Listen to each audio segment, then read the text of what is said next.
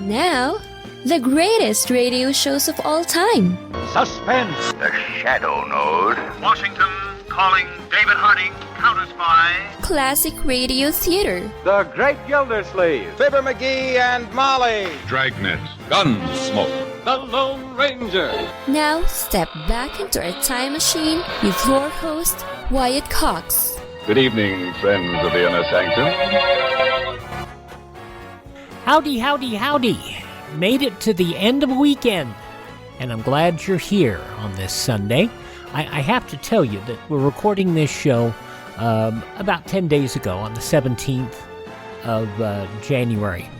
And part of the reason why I'm even mentioning this is I woke up this morning to 3 fresh inches of snow on the ground and went out, shoveled a path out to the vehicle, went into the radio station, and when I got back home, much of what was on the street had either been plowed off or melted off, and it got up to almost 45 degrees.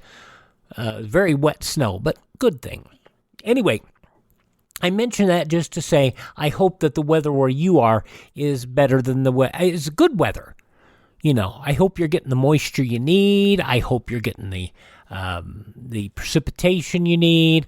Hope it's not too frigid and freezing like our friends in Iowa keep getting. But we thank you for joining us for this comedy episode of the podcast. Bob Hope, Jimmy Durante, Robert Young, his father knows best, Fibber McGee and Molly, Phil Harris and Alice Faye, and we'll take a trip out to the farm with Claudia. That's coming up on this Sunday. This is the 28th day of January. We have 338 days remaining till we get to 2025. In a snowstorm on this date in 1887 at Fort Keogh, Montana, the world's largest snowflakes reported, being 15 inches wide and 8 inches thick. The Carnegie Institute, founded in Washington on this date in 1902 with a $10 million gift from Andrew Carnegie.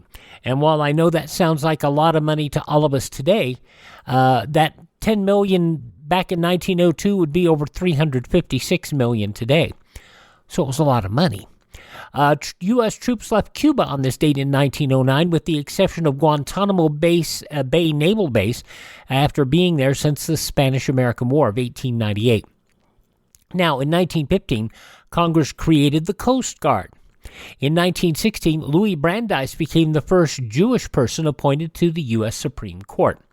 In 1917, municipally owned streetcars took to the streets of San Francisco in 1917. In 1921, a symbolic tomb of the unknown soldier installed beneath the Arc de Triomphe in Paris to honor the unknown dead of World War I. In 1922, Washington's biggest snowfall caused the city's greatest loss of life when the roof of the Knickerbocker Theater in Washington, D.C. collapsed in 1922. 1958, the Lego Company patented their design of Lego bricks, and you know that those Lego bricks in 1958 are still compatible with bricks produced today. President Reagan on this date in 1981 lifted the remaining domestic petroleum price and allocation controls in the U.S., helping to end the 1979 energy crisis and beginning the 1980s oil glut. So we would see gas drop from $2 a gallon back to the double digits. In other words, back to 87, 88 cents a gallon, some 70 cents a gallon. It was a time. That was back in 1981. Now, in 1985, USA for Africa, the United Supports of Artists for Africa, recorded the hit single, We Are the World. I am just thrilled to say that I'm going over to join some of my very dear friends and people that I've met for the first time in a joint effort, do what we can to help some starving people in the world, some deprived people. And it's going to be wonderful as far as I'm concerned to, first of all, meet, gather, and do some good. It's great. We are the world.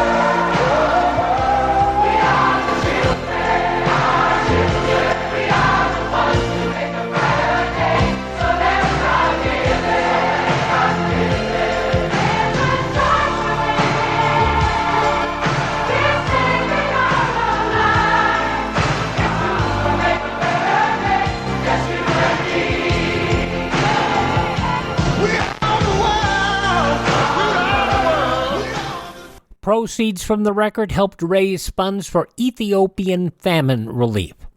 In 1986, STL-51 mission Space Shuttle Challenger broke apart after lifting off, killing all 7 astronauts aboard. Obviously a major malfunction. We have no downlink. Reports from the flight dynamics officer indicate that the vehicle apparently exploded and that impact in the water at a point approximately 28.64 degrees north, 80.28 degrees west. 3, 2, 1, and liftoff. Liftoff of the 25th Space Shuttle mission, and it has cleared the tower. Pieces of ice tumble off as the coldest Space Shuttle launch ever gets underway. Challenger seems to shake herself free of the ice and goes. Have a report from the flight dynamics officer that the vehicle has exploded.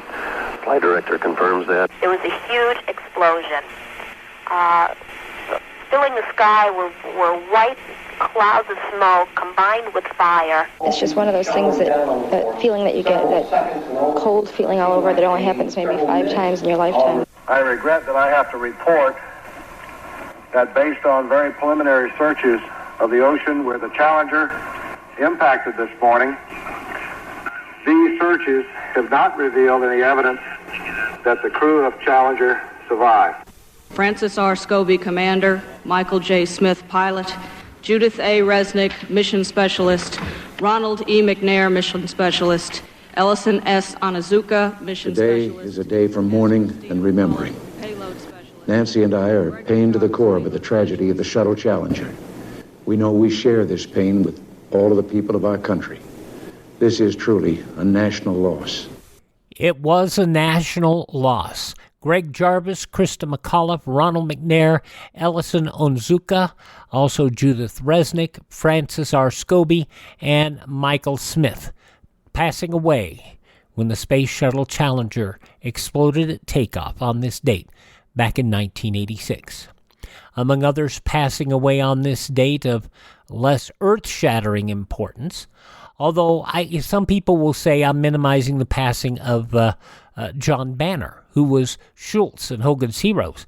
He passed away, ironically, on his 63rd birthday in 1973 on this date. Also passing away on this date, actor Hal Smith, cartoonist Jerry Siegel, also from Jefferson Airplane, Paul Cantor, and actress Cicely Tyson, all passing away on this date. Now, we mentioned John Banner, who was born on this date. Also born on this date, Arthur Rubinstein, jazz saxophonist Ronnie Scott, clarinetist Acker Bilk, all fine people who were born on this date in history who are no longer with us. Hi, this is Jeff Foxworthy. It is now time for the birthday announcements. The following people are now officially older than dirt. And I'm sure Alan Alda would appreciate that introduction. The MASH star turns 88 years old today. And I really enjoyed his work in Same Time Next Year. And I believe, was that with Ellen Burstyn? I think it was. Also, Barbie Benton, who was actress, singer, and a comedian, and she decided she was going to have a family and retired from the business. Barbie Benton, 74 today. Singer-songwriter Sarah McLachlan, 56 today. Now on CBS Sunday Morning, I understand, the very funny Mo Rocca, 55. Supreme Court Justice Amy Coney Barrett is 52. From NSYNC, Joey Fatone is 47. WWE Sheamus, who still is working today at 46, despite the ravages of spinal stenosis, which give him, it's a little more painful for him to work. Backstreet Boys' Nick Carter, 44 today. From Lord of the Rings, Elijah Wood is 43. And from Modern Family, Ariel Winter is 26. And those are just a few of the people who celebrate the 28th day of January as their birthday. And if this happens to be your birthday... Hi, we're the 4 Freshmen, and we just want to say, Happy birthday to you! And on this Sunday podcast of Classic Radio Theater with Wyatt Cox, it's an all-comedy show. We're going to start off 71 years ago to January 28th, 1953, and Bob Hope with his guest, Jimmy Stewart. That's coming up next year on this Sunday Classic Radio Theater with Wyatt Cox. Know what CONORAD means? It stands for Control of Electromagnetic Radiation. Sounds pretty complicated if you're not an electronic engineer, and yet all you have to do is dial your AM radio to 640 or 1240 in the event of an enemy air attack. And thanks to CONORAD, you will continue to receive official information. Remember, in times of civil defense emergency, for official news and civil defense instructions, dial CONORAD at 640 or 1240 on your AM standard radio. And for those of you who find this civil defense information fascinating and would like to see some documents of the era, there is a website, civildefensemuseum.com, civildefensemuseum.com, that has a number of those old civil defense documents and pamphlets and all that would be good for your own personal information. Some of it, if you're doing any building, might be something good to look at. All righty, we're going to go back 71 years here on Classic Radio Theater with Wyatt Cox on this Sunday to an episode of the Bob Hope Show. And we're going to, 71 years ago, January 28, 1953, Bob and his guest, Jimmy Stewart, going to go on the road.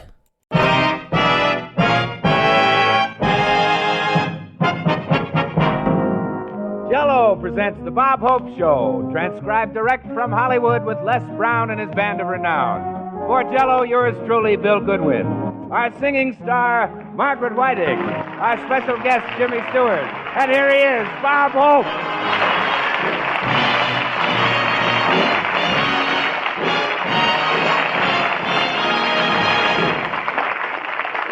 Thank you very much. Here I am again for Jell-O. Yes, sir, working for America's favorite dessert, so my relatives can have America's favorite money.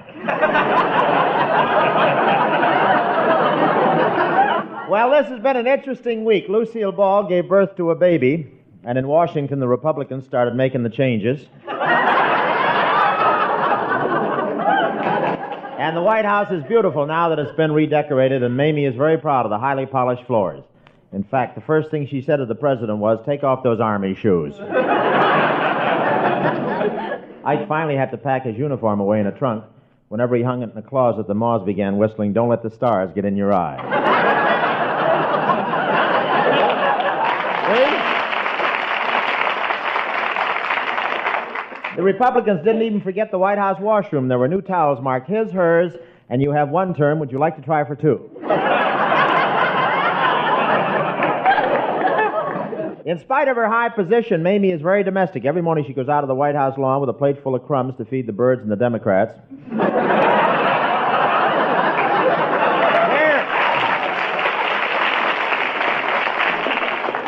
And there's a rumor that the Trumans booby-trapped the White House. Every time Mamie used the garbage disposal, the radio played, "I'm Just Wild About Harry." I want to tell you, the Eisenhowers are very closely guarded at the White House. The other night, Ike said, "Good night, Mamie," and a Secret Service man answered, "Sleep tight, dear."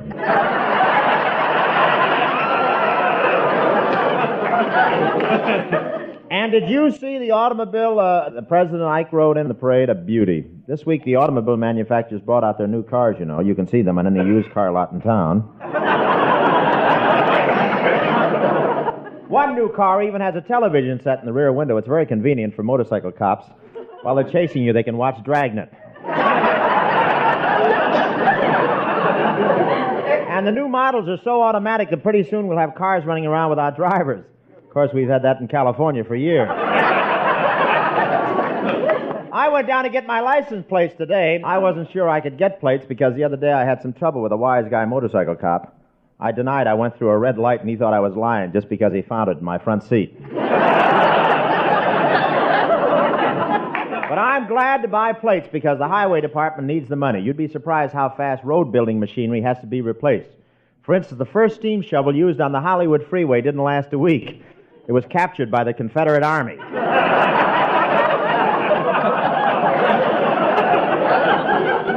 And some of the new cars are getting smaller and smaller. Yesterday, I was almost run over by a convertible roller skate with a windshield. Really small. I was driving down Sunset Boulevard behind a midget car when it suddenly disappeared down a sewer grating. I yelled, "Is everything okay?" And the driver yelled back, "Yeah, I'm headed for Santa Monica, and I make faster time floating."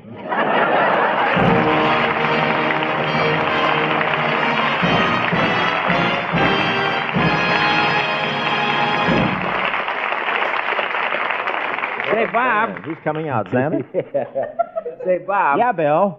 Bob, I kind of made a promise before I left home tonight, and I wonder if you'd let me keep it. What kind of a promise? Well, I said I'd say hello to my loved ones over the air. How about it, Bob? Bill, you know that's against the network rules. Oh, come on, Bob. Just this once. Oh, all right. Say hello to your loved ones and then clam up. Gee, thanks, Bob. Hello, you big, beautiful strawberry, raspberry, and cherry. You too, you delicious orange, lemon, and lime. I love you. Oh, break it up, Goodwin. You can't mean it. You can't talk to Jell-O. It can't hear you. Oh, well, then why does it keep sending me a check each week? Jell-O sends you money each week? Well, sure, lots. Hello there, you gorgeous, fruity lips Jell-O. Hello, you Jell-O love.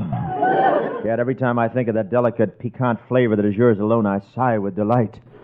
You fabulous dessert, you. Come up to my apartment some evening and I'll toss you into a bowl of hot water.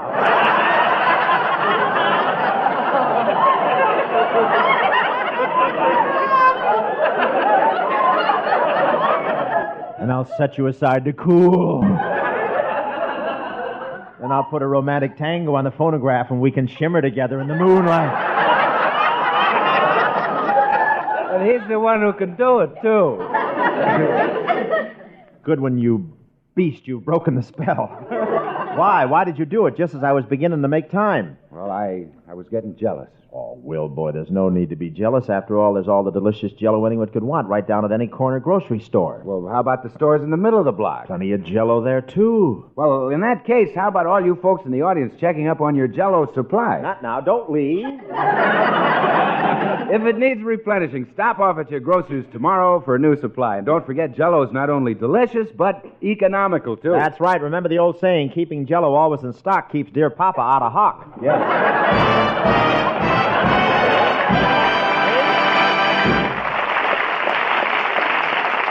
Well, ladies and gentlemen, this may have been a normal week for a lot of people, but it's really been hectic for Bob.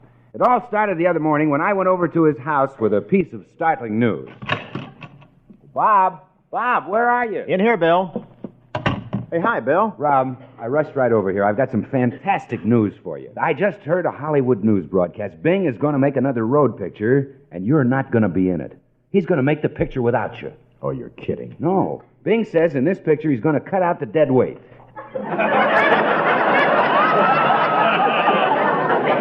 Crosby's a fine one to talk. My weight isn't any deader than his. Well, I thought you'd be surprised, Bob. Well, I don't understand Bing's attitude. Our new picture, The Road to Bali, is breaking records all over the country. What could a road picture possibly be without me? Why, it would be sheer. It would be sheer... Sheer entertainment? Yeah. Bill, you have a 10-year contract, but it can be canceled at the end of any 15-minute period. I'll get it, Bill. Hiya, Bob. Well, Margaret Whiting, come on in. Hello, Maggie. Bob, I just dropped in to talk about the music we're going to do on the... Say, what are you two looking so excited about? Bing Crosby's going to make a road picture, and he's leaving me out of it. No. That's right. Well, rush me a Tutti Frutti Sunday, my world is shattered. You don't seem to realize what's going on, Maggie. This is a big double cross. Oh, that's silly, Bob. You and Bing ought to be the best of friends. I don't think he means you any harm. You're right. After all, Bing's just an eccentric old man. Oh, he certainly is. That's why you two should get along. This kid's quite a combination. Half Peggy Lee and half Pinky.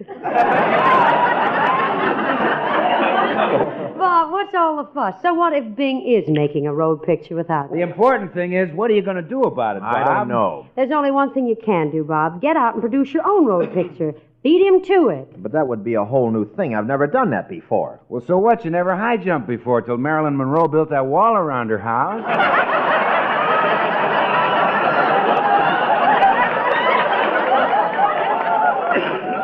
Yeah. What an awful way to find out she's got a swimming pool. I tell you, that's the thing to do, Bob. Get out and produce your own road picture. Well, you make it sound easy. Do you know how much money it takes? $1 million. Well, so what? Somewhere there must be a rich old miser crouching on his money bags who'd part with $1 million. We're back to Bing again. Bob, the Bank of America will lend money to an independent producer to make a picture if they know him. That's a good idea. I think I'll run down to the bank. I know the president, Mr. Harkins.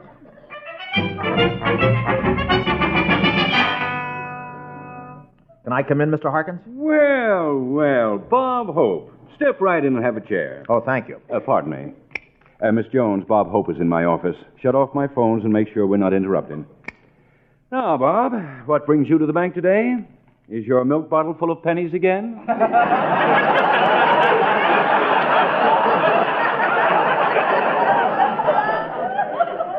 No, Mr. Harkins. I've got something important on my mind. I've got to have $1 million right away. What? Say, why are you moving your feet around like that? I can't find the alarm button under this carpet. I'm not grandma, you know. Don't let the Mamie Bangs fool you. I'm sorry, Bob. Exactly what is your proposition? Well, I want the money to produce a picture on my own. I always try to judge the man I'm doing business with by his character. Take you, for instance. Well, what about me? A good reputation, an honest face, a clean, straightforward look in your eye. I wish you had 'em. You didn't talk like this when you were whining and dining me every night trying to get me into your Christmas club.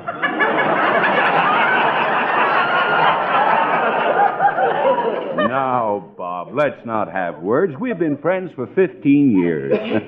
You may be a big star, but I remember when you used to come in here just to steal our lily cups.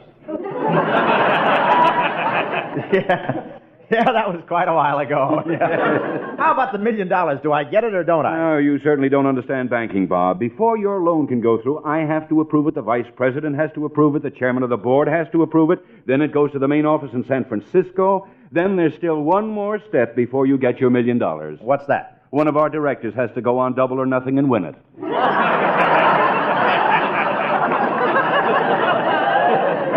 I'm sorry, Bob. The answer is no. I've got to turn you down. If there were another star in this picture with you, someone like Clark Gable, Lana Turner, Cary Grant, Jimmy Stewart, we might go for the proposition. You mean I've got to have an important name in my picture? Oh, yes. We couldn't consider the deal otherwise. Oh, thanks a lot. See you later, Mr. Harkins. Goodbye, Bob. Boy, the bank is crowded today. Oh, pardon me. Can I squeeze through here? Oh, thank you. Hello, Bob. Huh? Oh, Jimmy Stewart. Oh,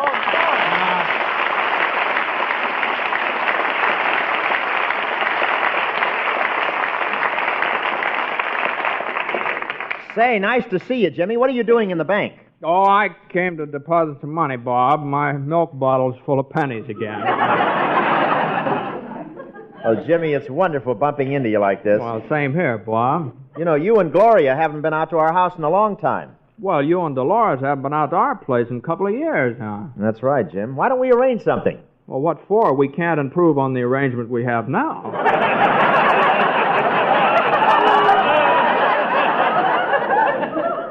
I may get a refund on my bottle of Airwick. It's awful nice to see you, Bob. Now, what brings you to town today? Oh, I came in to borrow $1 million. My gosh, $1,000. Well, that's a lot of money. Now I'm afraid to tell him what I really said. I'm trying to produce my own picture, and I want the bank to finance it. If everything works out, I'll amortize $1 million on short-term notes. Am I boring you? Oh, no. I like to come to town and hear this big talk.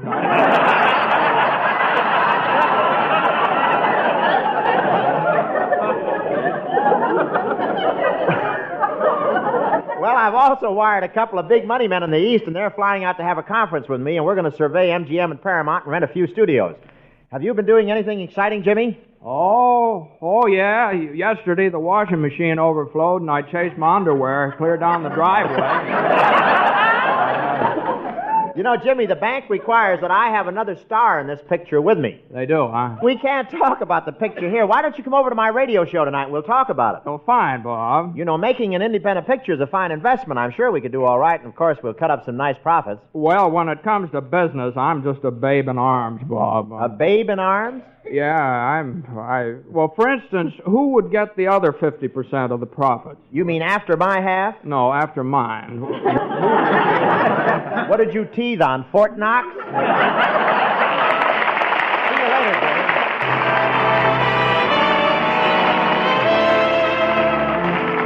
Now Les Brown brings on our Capitol recording singing lady, Miss Margaret Whiting. That's you?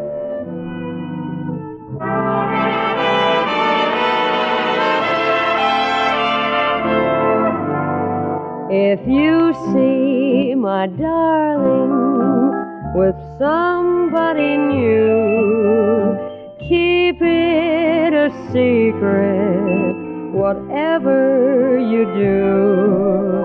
Why should you tell me and break my poor heart? Then foolish pride would just drive us apart.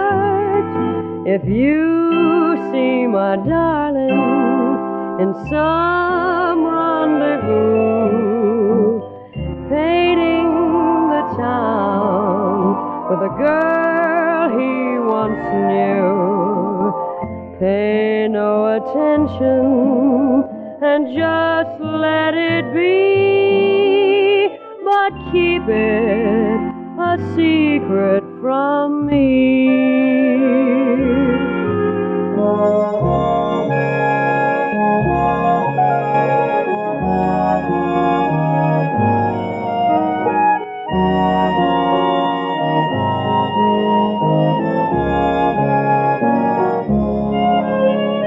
Pay no attention and just let it be, but keep it a secret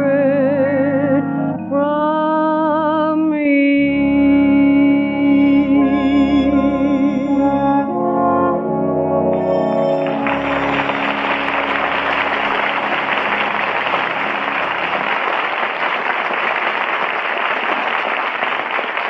Hey, Bob. Yeah, Bill. What's the first thing you did this morning? Say, what is this? No, really, Bob. What'd you do? Take a shower? Why, is there one missing?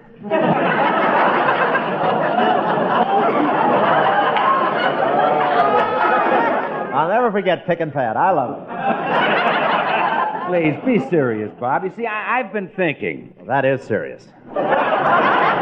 I've been thinking that maybe there ought to be some way for people to remind themselves to make a Jell-O salad for dinner tomorrow. A Jell-O salad? Well, sure, there are lots of folks who have Jell-O in their house right this minute, but who've never even tried one of those shimmering, delicious Jell-O salads. Oh, no, you're joking. No, I'm not.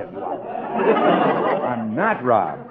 There are people listening right now that have never discovered how easy to prepare and economical those Jell-O salads are. I can't believe it. Why people like that should be investigated. Has Dick Tracy heard about this? I think he's working on it. Oh.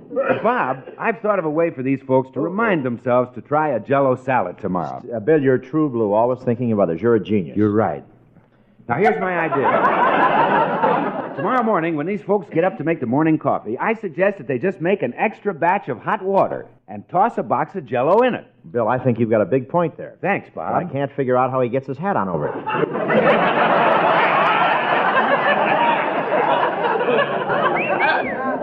But really, Bill, that's a pretty... Why, is there one missing? Bill, that's a pretty...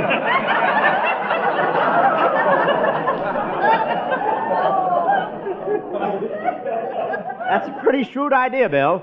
The housewife gets her Jell-O salad made first thing in the morning, then she puts it in the refrigerator and forgets it. Well, sure, then it's all set for dinner that night. No fuss, no bother, no trouble. No fooling, girls. Tomorrow morning, how about getting that Jell-O salad underway at the same time you start the coffee? Then at dinner time, you can surprise the folks with one of the best-looking, best-tasting salads they've ever tried. And do it tomorrow, gals.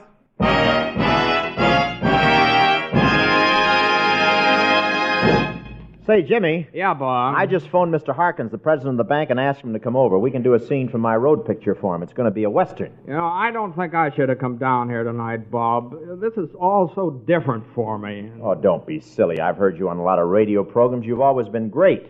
Yeah, well, thanks, Bob. But on those programs that you were talking about, Yeah. I always worked with actors. I didn't. No offense, Bob, but I meant actors doing serious stuff. Jimmy, I can be as serious as anybody. Yeah, you've been doing fine so far.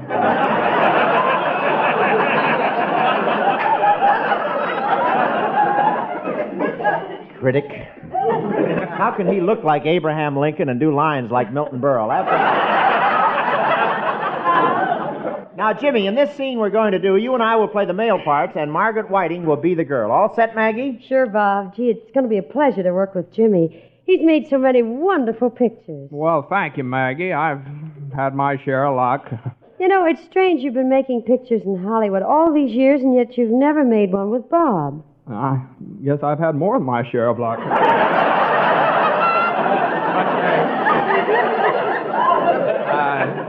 Of course, Bob and I have been friends for a long time. I know when I moved out here to Hollywood, I guess Bob was one of the first people I met. That must have been quite a while ago.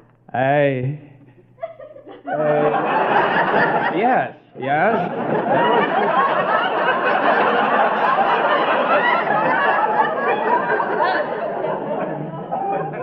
It was, Bob wasn't a star in those days. Bob wasn't a star. He used to come around our neighborhood selling lily cups.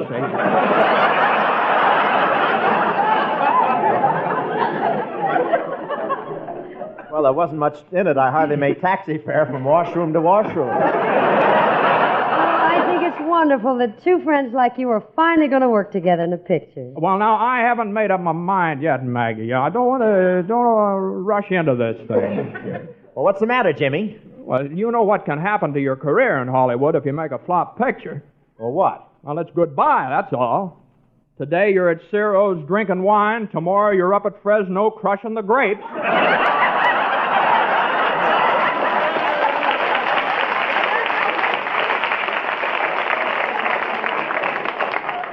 Crushing the grapes. Oh, that couldn't possibly happen, could it, Maggie? You tell him, Purplefoot.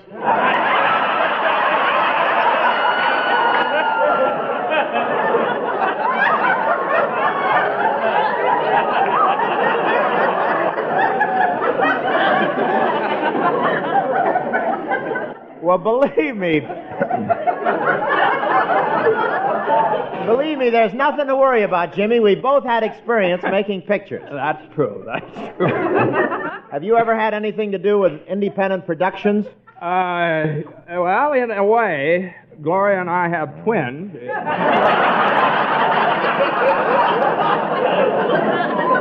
That makes you NBC's answer to Lucy and Desi, doesn't it? Hey, that must be Mr. Harkins from the bank. Come in. Hello, Bob. As soon as I got your message, I came right over. Oh, fine, Mr. Harkins.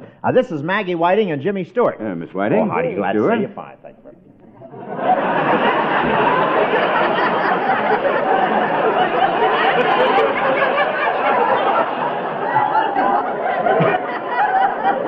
See, we're a little short actors, so I just thought I'd do it. Boy, we're all set to do a scene from the road picture for you, Mr. Harkins. Oh, splendid. Oh, just call me Purplefoot. It's nothing. Why don't you just take a seat, Mr. Harkins, and we'll run through the scene for you. Okay, Bob. Music, Les. And now we present a story of two strong men and a girl in the Old West. The Road to Cactus Gulch.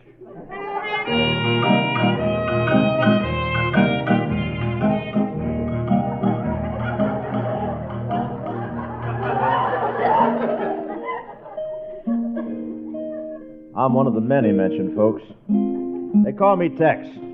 I'm an outlaw, always been against the law. A man like me Doesn't have many friends. Only got one buddy in this whole world. My pal, Smoky Jim, back there in Cactus Gulch. That's me. Smoky Jim. But I ain't an outlaw no more. When Tex went away, I turned straight. 5 years ago, the people of this here town made me their sheriff. Well, I'm so proud of the star they give me, it's never been off my chest since. Of course, I'm getting kind of sick sleeping on my back. I'm a respected citizen, Cactus Gulch. Even got myself a gal, Maggie Lou. Mighty pretty heifer. You're playing the guitar kind of sad today, Smokey. I got a feeling of foreboding.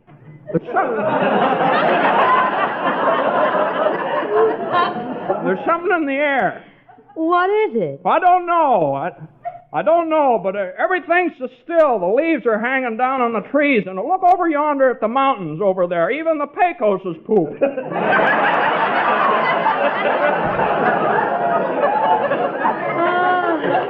What's the matter with you, Smokey? I don't know. It's just a feeling I got. When I come riding over this morning, there was a couple of dead men lying in front of the saloon. The door was blown off the bank. The schoolhouse was on fire. I just don't know. Can't put my finger on it, but there's something wrong in this town. Whoa! Why? Look who it is. It's your old buddy. Yeah, that's him. Hello, Tex. Hello, Dopey. That's Smokey. Oh. I'm the sheriff of this here town, and I've cleaned up the town. You cleaned up Cactus Gulch? Yeah, I caught the last crook yesterday. I put him in jail and sent his fingers to Washington. You sent his fingers to Washington? I had to. Ain't no one around here can take fingerprints. Well, I ain't afraid of no tin-horn sheriff.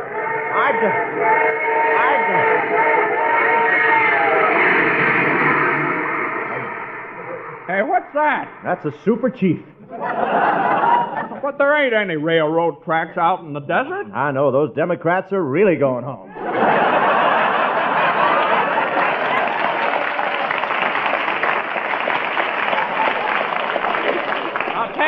I'm telling you once more, get on your horse and get. Yeah, leave us be, Tex. Smokey here is trying to go straight, so leave him alone. Well, you're a cute little Palomina. You're prettier than a coyote skin hanging on a bunkhouse wall. This here's my gal, Tex.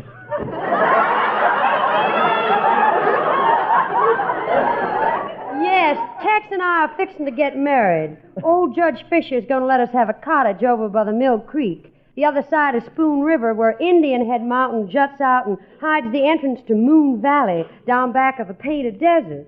Yes, sir, we're going to be mighty happy in that house, if we can ever find it.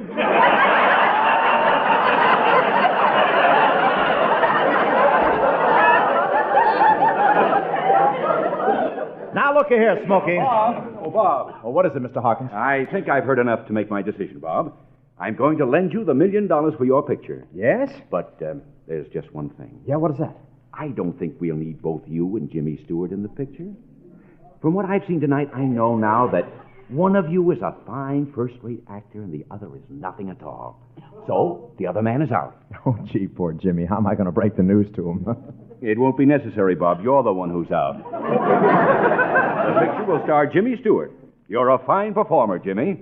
Gee, well, thank you very much. Let's go somewhere and discuss the details. So long, Bob. Oh, yeah. Well, I'll see you later, Bob. Gosh, what are you going to do? Oh, I'll think of something. Well, gee, so long, Bob. Here you are. Get your lily cups here.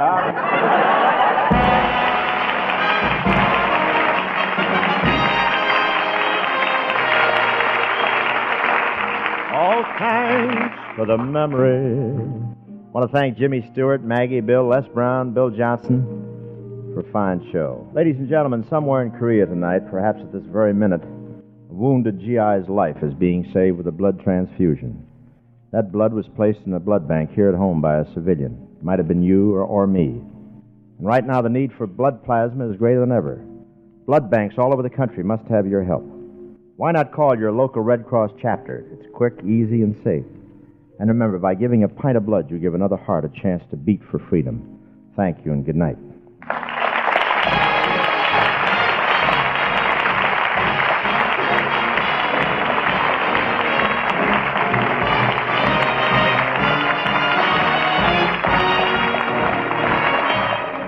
For a quick meal with appetite appeal, just keep upon your shelf. Quick minute rice, so fluffy and nice, it practically makes itself. Minute rice, end your toil, add a little water, bring it to a boil. Good! Minute rice. It's easy to fix your favorite rice dishes with Minute Rice because it's pre-cooked. There's no washing, no rinsing, no draining, no steaming. Go to your grocer's now and get the large, economical family size of Minute Rice.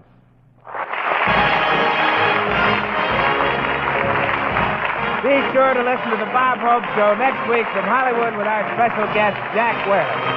Jimmy Stewart will soon be seen in the MGM picture, The Naked Spur. Jell-O has brought you the Bob Hope Show, written by Larry Marks and Norman Sullivan. Transcribed direct from Hollywood, California.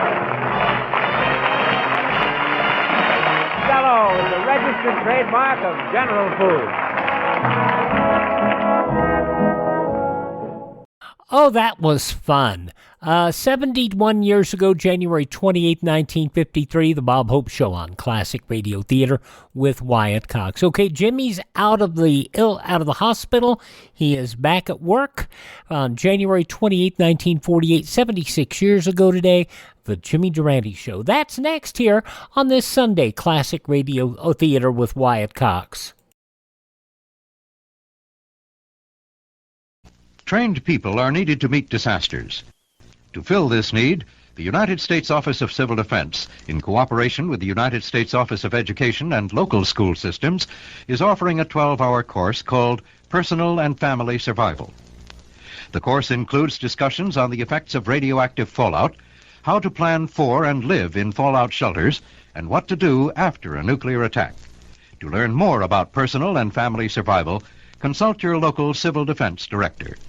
Before we get to Jimmy, I want to tell you that tomorrow we'll have Western and crime drama, and we'll head back to Pine Ridge as well. We'll have an episode of Fort Laramie, starring Raymond Burr from 1956, an episode of Gunsmoke from 1955, and then to Crime with Casey Crime Photographer from 1948, Gangbusters from 1949, Let George Do It from 1951, starring Bob Bailey and Virginia Gregg, and we will see what happens with the case of Lum and Abner. So we'll see about that tomorrow. But right now, let's get out to Hollywood. Jimmy Durante, 76 years ago, January 28th, 1948.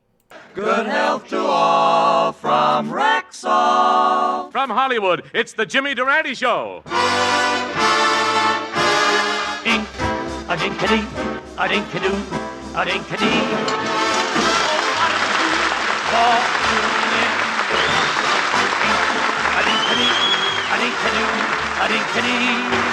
Yes, 10,000 Rexall drugstores who carry the complete line of top-quality Rexall drug products bring you the Jimmy Durante Show with Peggy Lee, Candy Candido, Roy Bargy and his orchestra, the Crew Chiefs Quartet, yours truly, Howard Petrie, and our special guest again, the lovable Victor Moore. And here he is, ladies and gentlemen, the man who made medical history by using up 7 gallons of ether just to put his nose to sleep. The one and only Jimmy Durante in present.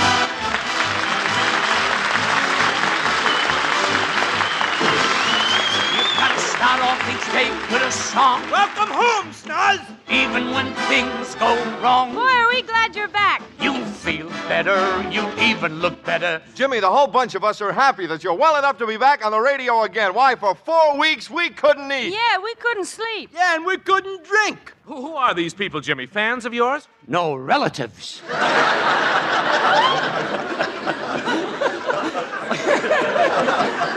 You know, one of them was caught looking through the help wanted column, and he was exiled from the family.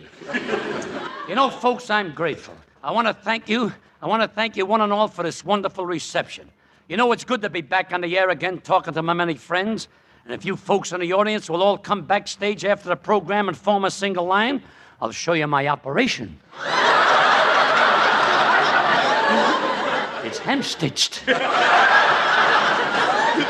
Oh, well, Jimmy, we're certainly glad you're well again. You know, Jim, there's been a lot of illness around. Yes, everybody has got the voices. Yeah. The voices X. Yeah. Even my doctor, Dr. Balan, had it. Yeah. He had to call on another doctor, and there's one thing that puzzles me. What's that, Schnoz? When a doctor's a doctor, does the doctor being doctor the doctor like the doctor wants to be doctored, or does the doctor want to be doctored the way the doctor would doctor the doctor that's doctoring the doctor?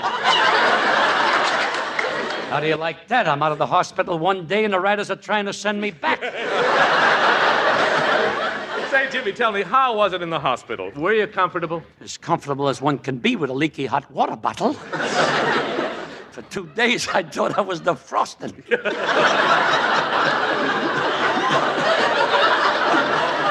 It wouldn't happen with a Rexall product. No, sir. No, not in your life. Then to add insult to perjury, they're giving me them big words again. Then to add insult to perjury, a nurse walks in and puts a newborn baby in bed with me. No.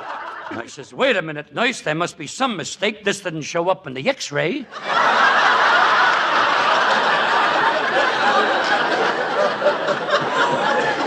Just then the baby started to cry and grabbed my nose. He thought it was an 8-ounce bottle. Well, Jim, that's all behind you now. How did it feel getting back to your home again? Howard, I was deeply touched and overcome with a feeling of neuralgia. After 4 weeks away from home, I opened the front door, and guess what rushed out to greet me? What? The furniture. I left the water running in the bathtub. I found my cocker spaniel on a mantel, nailing cigars together for a raft. Well, Schnoz, the sponsor wants you to take it easy, so they've hired this young lady here standing beside me. She's a nurse. A nurse? Yes, I'm Candy. If this is candy, it's been in the vending machine too long. I'd rather have an old Nick. Tell me, miss, what experience have you had? Well, once a patient of mine was reading a magazine when suddenly his temperature went up. Then it went down. Then up. Then down. Then up. Then down. What caused that? Not enough ice bag. Too much Esquire. Well, I don't know if I need a nurse, but if I do, I'll get in touch with you. Oh, goody. You can call me at Hillside 9970. And if a man answers, don't hang up. It's me. You know...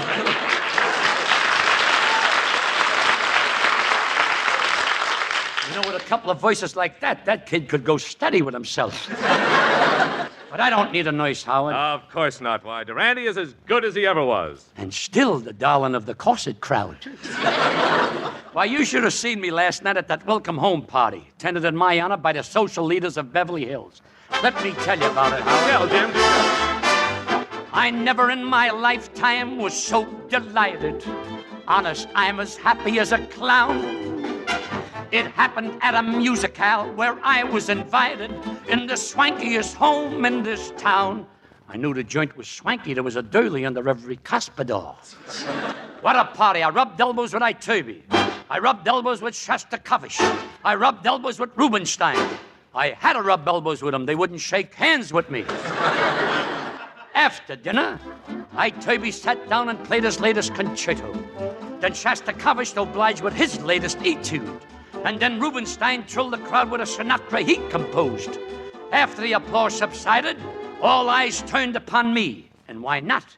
I was sleeping. Ignoring the hostile stares of the hoi pollou, I walked to the piano, took my music out of my back pocket, which was wrapped around a salami sandwich. Then I sat down at the Steinway for the first time to present my symphony, my melody, and this is how it went. Chitty beat, chitty beat, chitty beat, chitty beat, chitty beat. Yeah, yeah, yeah. Chitty beat, chitty beat, chitty beat, chitty beat, chitty beat. Yeah, yeah, yeah. Someday the world will recognize this lovely thing. I know the day will come when Frank and Bing will sing. Chitty bee, chitty bee, chitty bee, chitty bee, chitty bee. Yeah, yeah, yeah. Why, when I first sat down at the piano, the people cheered. In the middle of my concert, the people howled. And when I finished playing, little old lady jumped up on the piano and bit me. And to add to my humiliation, somebody stole my salami sandwich. Believe me, folks, history will be made when I introduce my symphony at the Hollywood Bowl. I can just hear that string section. I can just hear that brass section. I can just hear the saxophones and oboes. Wait a minute, wait a minute. Another outburst like that and your drums go back to Sears and Roebuck. Folks, visualize a symphony orchestra behind me. An audience of 90,000 in front of me. A spotlight hitting me, and Durante singing, chitty bee, chitty bee, chitty bee, chitty bee, chitty bee. Yeah, yeah, yeah. Chitty bee, chitty bee, chitty bee, chitty bee, chitty bee. Yeah, yeah, yeah. Suppose your girl refuses you a goodnight kiss. There's just one thing to do you'll never miss with this. Chitty bee, chitty bee, chitty bee, chitty bee, chitty bee. And she'll go, yeah, yeah, yeah, yeah, yeah, yeah.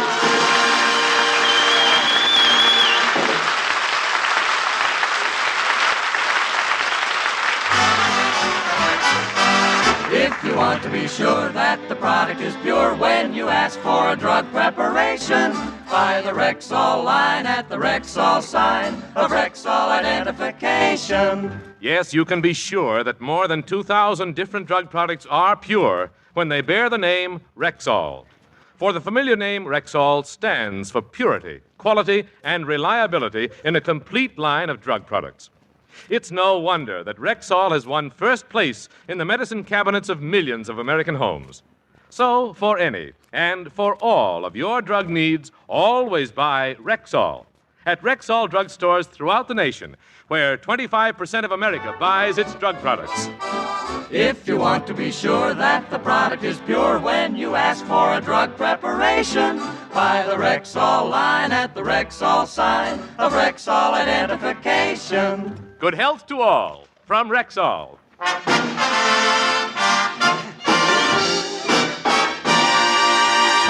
It's good to hear those Rexall commercials again. You know, folks, during the 4 weeks that I was recuperating... Hey, Jimmy. Oops! What's the trouble, Schnoz? Oh, thank heavens it's you, Howard. Nowadays, when anybody sneaks up on me, I figure it's penicillin. Every 3 hours, you turn over.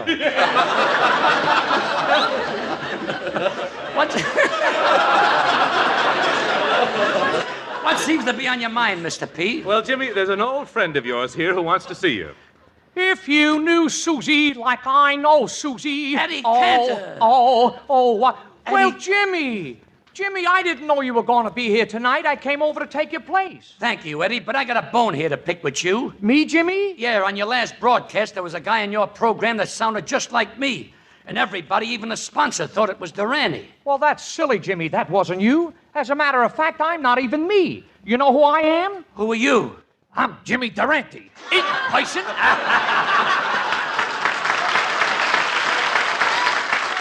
I was walking down the street the other day. A guy walks up to me. He says, "Hey, is that your nose, or are you eating a banana?" Wait a minute. Ushers, lock the doors. One of us is an imposter. Wait a minute. This guy is trying to open up a branch office. Wait a minute. I can prove I'm Jimmy Durante. Listen to this. Everybody wants to get into the act. I love that kind of carryings, huh? I got a million of them. Well, if you're Durante, why don't you say something? Oh, can I? You just did my act for the next 3 years.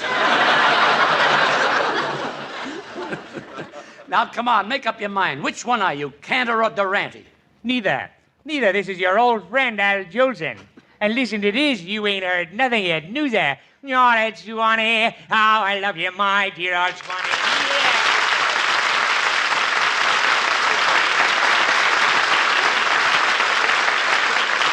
know, if one of my relatives will come up and identify me, I'll go on with the program. But now, ladies and gentlemen, to add a little confusion to the bewilderment, as a special feature, we bring you the man who walks.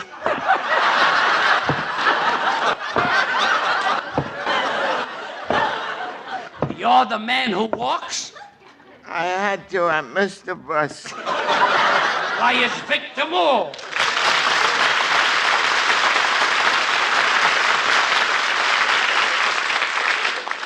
Victor, I love you, and it's good to see you again. And you know, I want to thank you for taking my place while I was away.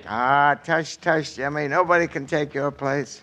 Why, the first week that you were gone, they had Red Skelton and Gary Moore on the program.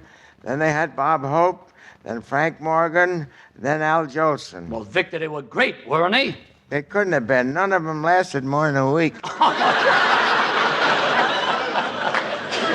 But what about you, Victor? You've been on for 4 weeks now. Yeah, and that brings up an interesting point. Money. Oh, tut, Victor, money isn't important. Money can't buy health. Money can't buy happiness. Money can't buy love. Look, just give it to me and I'll do my own shopping.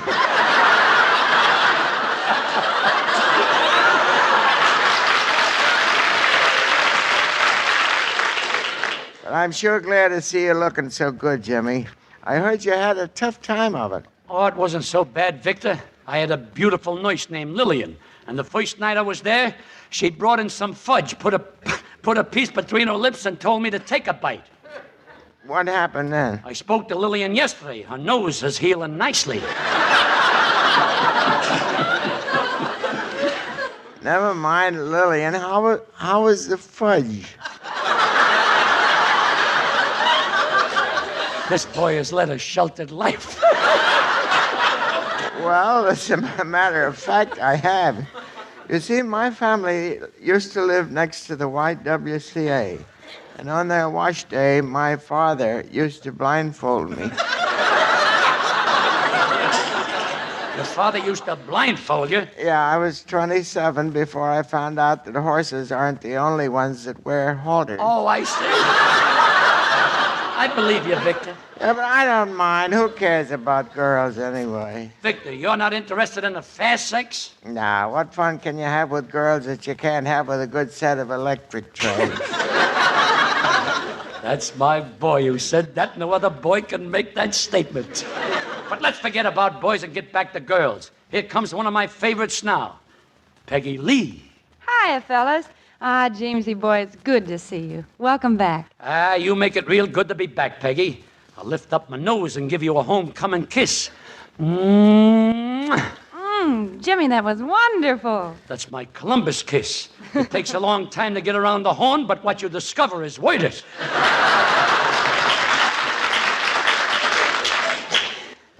Peggy, you do something to me, too. I do? Yeah, you make me feel like giving my wolf call. Gosh, Victor, you're really a gay dog. Yeah, I was a gay dog. I used to be part wolf, but now I'm all setter. He's all setter and I'm all pointer. Well, Peggy, have you got a song ready for us tonight? I sure have, Jimmy. One especially for you and Victor, and it's called I Can't Give You Anything But Love, Baby. Victor, we're lucky boys. Henry Wallace should have a third party like Peggy.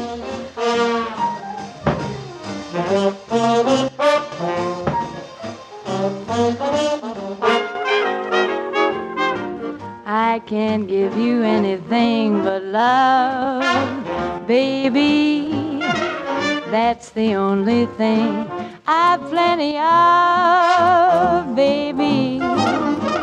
Dream a while, scheme a while, you're sure to find happiness, and I guess all those things you've always pined for. Gee, I'd like to see you looking swell, baby.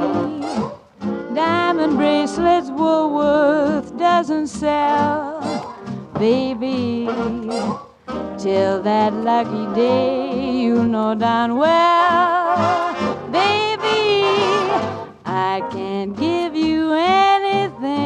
but love.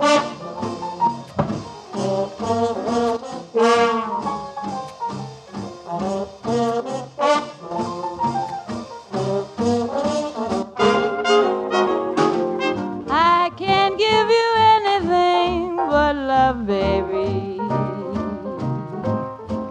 That's the only thing I've plenty of, baby. Dream a while, scheme a while, you're sure to find happiness, and I guess all those things that you've always pined for. Gee, love to see you looking swell, baby. Diamond bracelets Woolworth doesn't sell, baby. Till that lucky day, you know darn well, baby, I can't give you anything but love.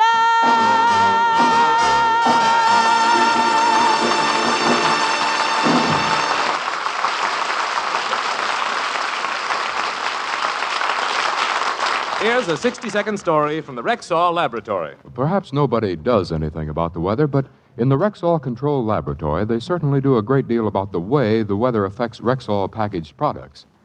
For this modern laboratory can reproduce weather conditions in any part of the world, and many Rexall packaged products are tested under all climatic conditions. The idea, of course, is to find the packaging that will stand up under any climate. For instance, it was found that cellophane didn't give enough protection for certain products in extremely humid areas.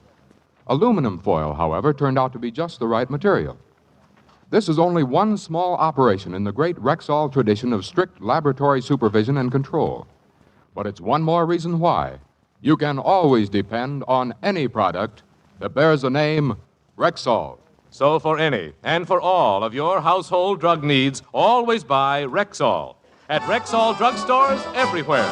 If you want to be sure that the product is pure when you ask for a drug preparation, buy the Rexall line at the Rexall sign of Rexall identification. Good health to all from Rexall.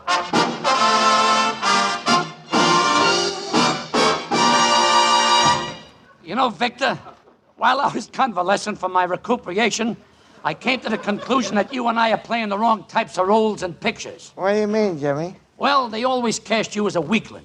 You should be one of those snarling, growling characters like Humphrey Bogart. I should? Yeah. Let me hear how you'd sound if you were snarling at Lauren Bacall. Well, I just say, pucker up, baby. I got a face full of lips waiting for you.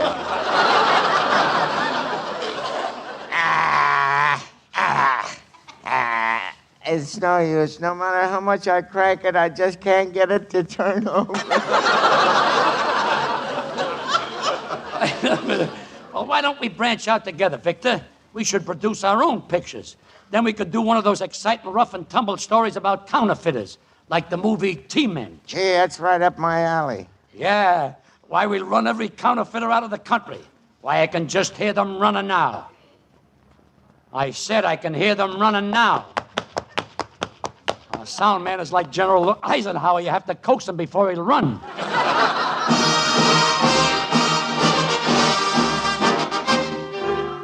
The T-Men, staunch protectors of the public welfare, two-fisted he-men who perform a tireless task for Uncle Sam's Treasury Department.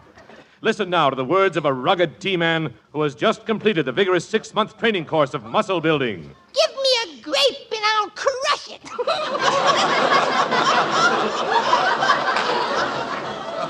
Now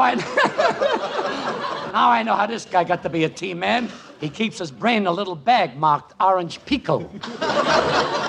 But the greatest T-Man of them all is T-Man Durante, who has been in the trail of the dangerous counterfeiter known as the Schemer. When finally cornered by Durante, the dangerous schemer looks up with his little beady eyes, draws back his vicious lips, and growls, I'm a schemer, Padre. Wait a minute. Step aside, schemer. It's T-Man Durante. What's your record? Well, I've been a bank robber, a purse snatcher, a pickpocket, a train robber, and I've even committed murder. I better watch this guy. He could turn crooked. Well, I admit that I'm a counterfeiter, and to prove my contempt for you, I'll show you one of my bills. Why are you making bills with Rita Hayworth in a bathing suit on them? That way it's a pleasure to kiss your money goodbye. I got $1 million. I'm off the program for 4 weeks, and impersonators are running amok here. But I'll get the goods on you yet, schemer.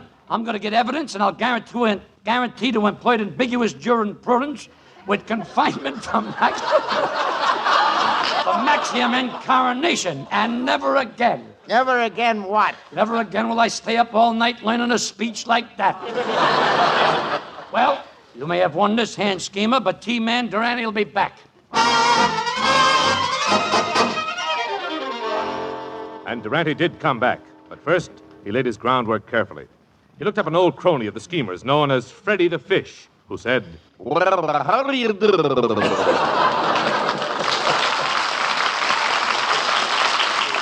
You know, Freddy the Fish sounds like he's been up the river. But tell me, Freddy, you were with the schemer when you last escaped from prison. How did you do it? We carved a piece of soap into the shape of a revolver. You carved a piece of soap into the shape of a revolver? How did you get rid of the evidence? I swallowed it. Now I have only one thing to report. What's that? Armed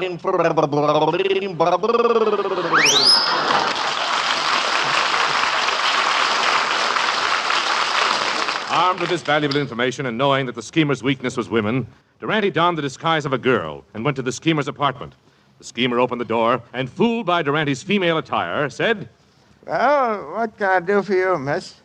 Relax, Bob Topping. Your Lana Turner is here. Look, whatever you've got, I think you delivered it to the wrong address. Well, I know that you're a notorious counterfeiter, and you're just the kind of a guy I want. I need lots and lots of money. But why do you need so much money? To buy enough powder to cover this nose. Gee, is that a real nose? Of course. Do you think I'd wear a falsie? Okay, cutie, and to show you I like you, here's a bottle of my favorite perfume. It's called Open the Cage Door. Open the cage door? Yeah, it brings out the beast in me. I love that kind of carryings on. Wait a minute, I recognize that voice. You're not a woman at all. You're a T-man. That's right, and I'm going to take you in, schemer. Wait a minute, I was going to take you in. I'm a T-man, too. Well, can you prove that you're a T-man? Certainly. Here's a piece of lemon I always carry in my pocket. It's neater than cream. Oh, yeah.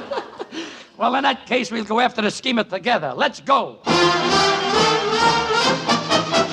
We're two tough, terrible T-men from Hollywood. And we're tougher than any tree men. Gee, ain't we good?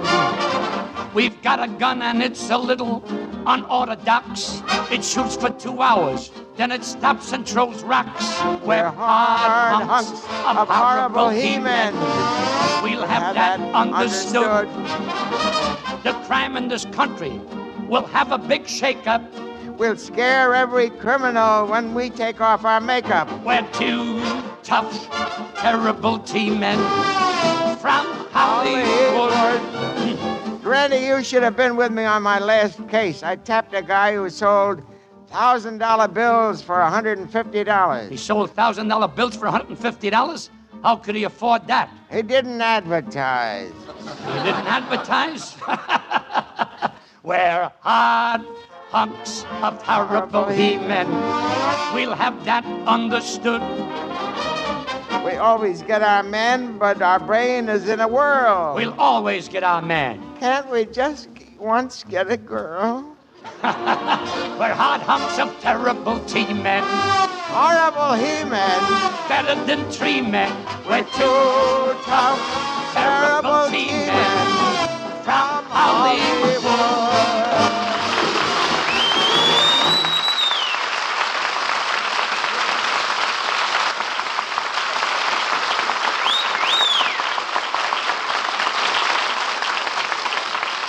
Friends, here are those foremost Rexall reminders for the week. Remember, 25% of America buys its drug needs in Rexall drugstores.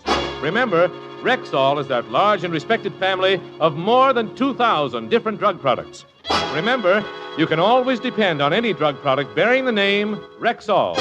Remember, Rexall drug products are available in Rexall drugstores everywhere. Touche, Professor Peepney, and I'd like to add, I do my shopping at a Rexall store, buying Rexall drugs and furthermore. Umbriago, he prefers them too. We buy Rexall, that's all. How about you? Say,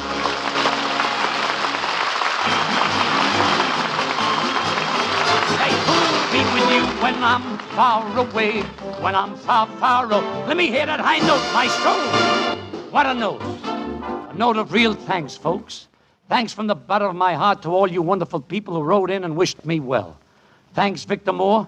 And I also want to thank my good pals who pinched hit for me on the Rexall show while I was ill. Red Skelton, Gary Moore, Bob Hope, Frank Morgan, and Al Jolson. Thanks, fellas. And thanks to my many other friends in show business who volunteered to fill in for me.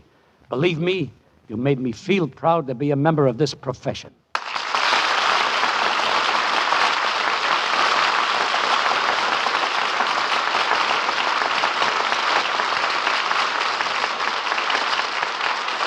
Ladies and gentlemen, the National Foundation for Infantile Paralysis has spent $13 million in an effort to find a preventative and cure for polio. And until they are found, this expensive research must be continued. That's right, folks. In order to pay for this work and care for the victims of this awful disease, every one of us has got to give more than ever to this year's March of Dimes.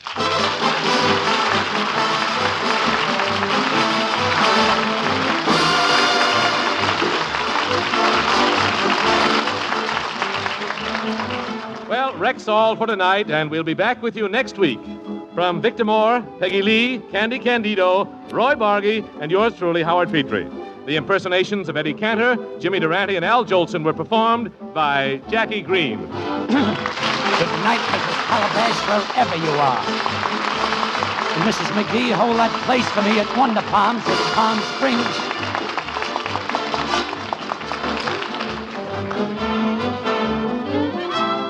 This program was produced and directed by Phil Cohan. Good health to all from Rexall.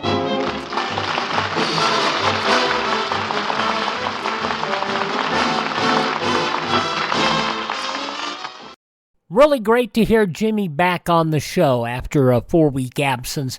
January 28, 1948, 76 years ago, Jimmy Durante. And Jackie Green really did a good job with those imitations. He really did. He was great. All righty, coming up tomorrow, Fort Laramie with Raymond Burr, also Gunsmoke with William Conrad, Stotts Cotsworth as Casey Crime Photographer, an episode of Gangbusters, Bob Bailey, Virginia Gregg, and Let George Do It, and, of course, Lum and Abner. That'll all be coming up on our Monday show. But right now, let's continue this Sunday episode going on with an episode of Father Knows Best starring Robert Young. That'll follow these important words on this Sunday Classic Radio Theater with Wyatt Cox.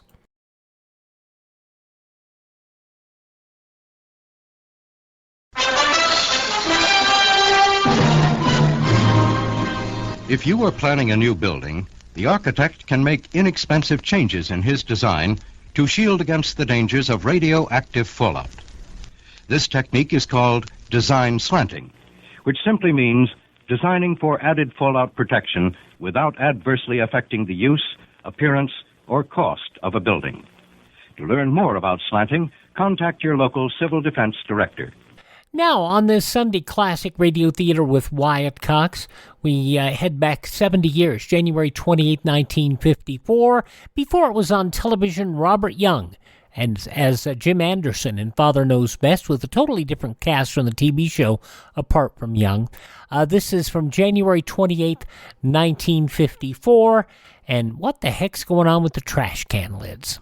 Stay tuned now for Robert Young, starring in Father Knows Best, which follows this listening reminder. Tomorrow evening, there's more fun-packed comedy when you set your dial to NBC for the Bob Hope Show and the Phil Harris Alice Faye Show. Guest star tomorrow on the Bob Hope Show will be Miss Jean Tierney, And you'll hear a fun-filled comedy sketch featuring this talented actress, as well as a laugh-packed monologue by Bob. Later tomorrow evening, listen to the mirth and music on the Phil Harris-Alice Faye Show, when Phil is joined by Elliot Lewis and Julius Abruzio for 30 minutes of hilarious comedy antics. That's tomorrow night on the NBC Radio Network. And now it's Father Knows Best on NBC. Now listen to Father Knows Best, transcribed starring Robert Young as Father.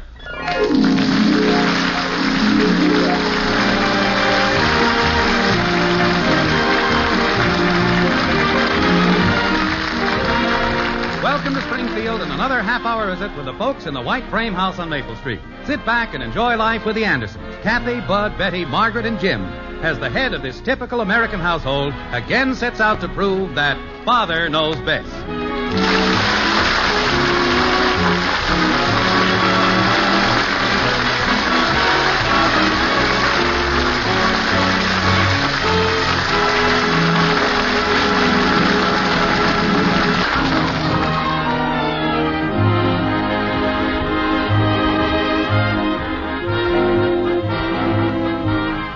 Among life's minor irritations which plague the average householder, the crushed trash can lid ranks fairly high. This was demonstrated quite forcefully the other evening when Jim Anderson, on his way home from work, picked up a well-flattened cover on the curbing and carried it into the house. Like this. Look at this, Margaret. It's happened again. Flat as a pancake. Oh, dear, is that our trash can lid? Well, I'll admit it's hard to recognize. It was practically a new one, too. Sure, this is about the fourth one we've bought this year. You can't just buy a new cover either. You have to buy a whole new can. It's a conspiracy. Do you think it would do any good to call them? I doubt it. I found ours almost down to that house where the new family's moving in. The Branders? Mom! I wonder who I'd call. Have you any idea? Wait, I think there's a phone number on that card they send out getting the collection dates. I'll go get it. Mom! Oh, say, Mom, could I go... Just a minute, Bud. I'll be right back. Hello, Bud. Huh? Oh, hi, Dad. You home? No, I'm on the rock-bound shore of Maine checking my lobster pots. Oh. I found the number, dear. Here it is. Oh, good. Say, Mom, could I Just a minute, Bud. Here, Bud, hold this lid while I phone, but don't lose it. We may need it for evidence. Okay. Say, Mom, could I go... You know, if people would take the trouble to make more of these calls, I bet our city would be run more efficiently. After all, we're paying taxes for these things, and... Hello? Say, I want to talk to someone in the trash collection department because we... What? Well, I know what days they collect. That isn't the reason I'm... No, I'm perfectly happy with the collection days. All I want to do is... Yes, I understand how that has worked out, and I'm not asking you to change the days. My trouble is that I have a bent lid. Oh, I wish I could hear their answer to that one. No, I mean on our trash can. Your driver ran over it. Yes, that's exactly what happened. No, we didn't see him do it, but obviously he... Oh, no, we couldn't have done it ourselves because we treat our trash can with great care. Well, that'll be fine. Thank you. Goodbye. Well, it's all settled. Are they going to replace it? A man will come by and make the necessary adjustments, whatever that means. Well, it's high time they did something about it. Mom, could I... Yes, Bud, what is it you want? Well, how do you like that? I forgot now what it was I was going to ask you, could I? Well, I'm sure it was important. Has anyone looked for the newspaper this evening? I brought it in. It's right there on the coffee table. Oh, good. You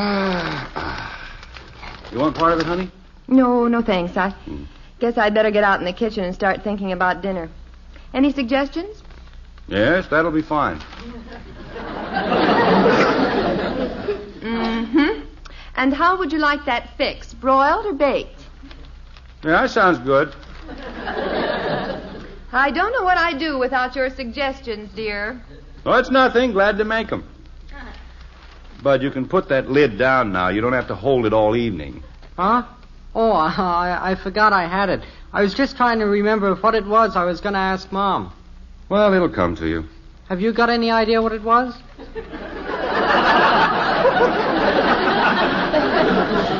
How would I know? Well, it doesn't seem like both of us could be this dumb. No, it doesn't. It might have been something important. It seems like it was something that had to do with, something. Well, that gives you a good clue to work on. You work on that while I read the paper. Okay. Hey, did you know it's raining outside? It was starting to sprinkle when I came home. Are your clothes wet, kitten? No, Mr. Davis brought me home. But boy, Joe Phillips is sure getting wet out there. Joe Phillips? Oh, gosh, now I remember what I was going to ask, Mom. Well, you'd better go tell him to come in before he catches double pneumonia. He's gone now.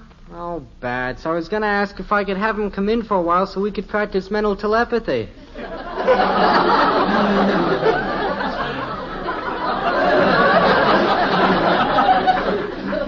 Mental telepathy? Yeah. Well, you know what that is, don't you? Yes, I know what it is, but I doubt if you boys have the proper equipment for it. Huh? Hey, what's that in the chair? A shield? No, that's our trash can cover, and you'd better get that coat off. It looks kind of damp. Dad. But I'm trying to read the paper. Well, just look at me for a second, Dad, and see if you can tell what I'm thinking. No, I can't. Can you? Well, you've got to concentrate, Dad. Look, Bud, I'd like to read the paper, if you don't mind. Well, let's just try it once. Close your eyes and just be blank. And see if you can tell what I'm thinking. Oh, okay, but hurry it up. Are you a blank? I think so. Okay. Concentrate now. I'm going to think of a number. A number? Yeah. Like 79 or something. Okay. Here goes. Can you get it?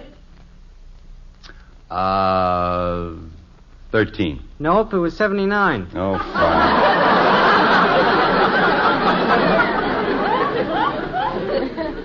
Look, Bud, Mother, can we eat early tonight because Oh, hello, Father.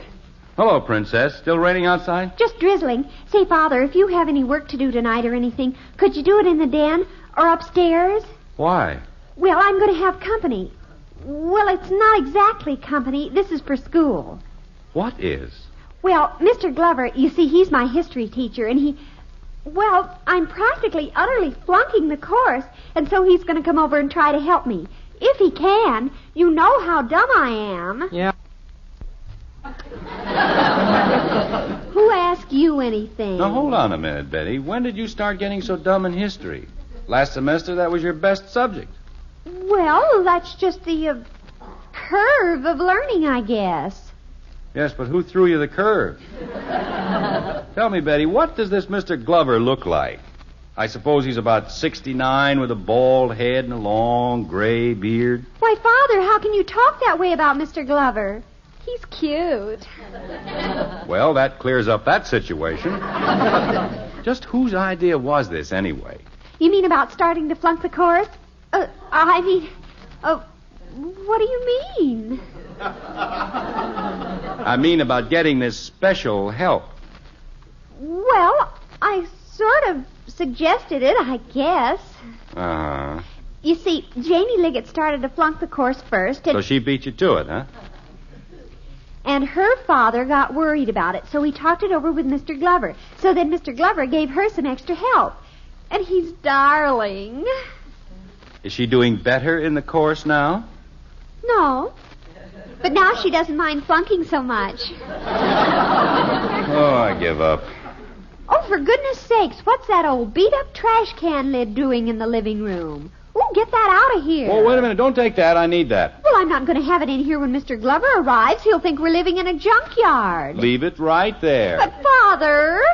I'll bet that's my man now. I'll get the door. Bud, be a dear and get some logs. And tell Mother we want to eat early tonight. I've got to go up and dress. Please, Bud. Pretty please. Well, how do you do, sir? You the man with the bent lid?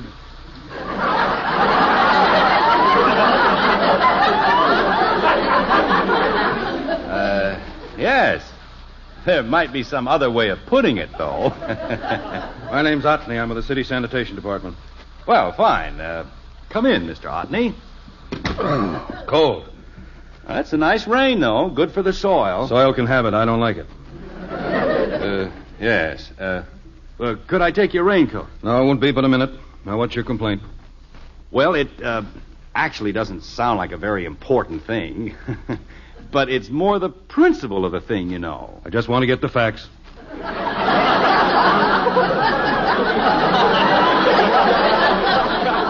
Well, it is a kind of a nuisance having a lid that won't fit on the trash can because it's all bent. And I get tired of having to buy a new can every other week, too. Every other week? Well, it's not quite that bad. You must be pretty hard on them.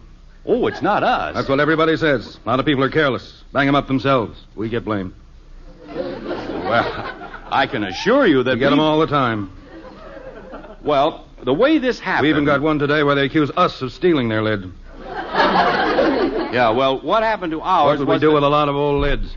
I don't know. We get some weird ones. Yeah. Got a few forms here you'll have to fill out. Forms to fill out? Well, why do I have to do that? All I want is to get a new lid. Regulations. Well, all this red tape. Let's see here now. Bent lid.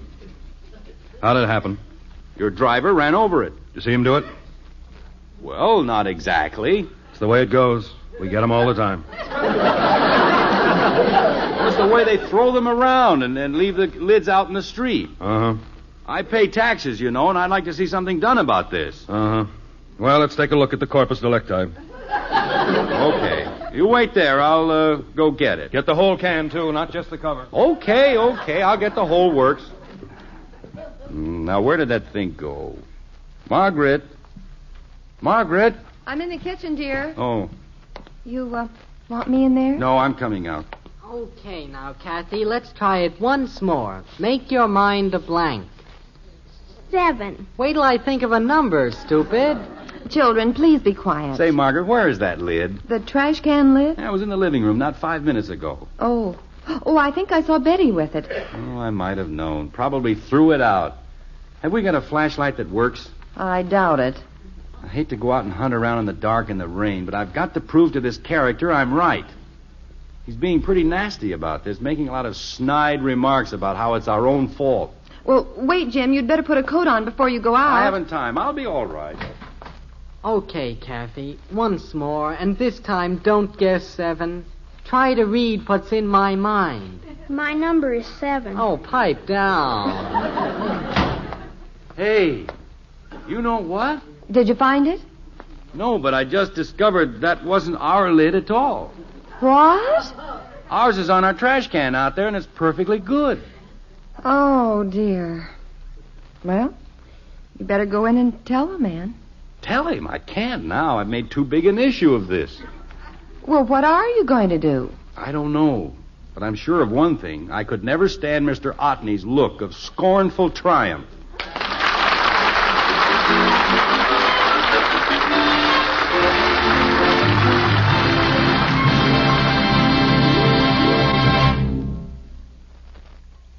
Act 2 of Father Knows Best after this word. Monday means music on NBC.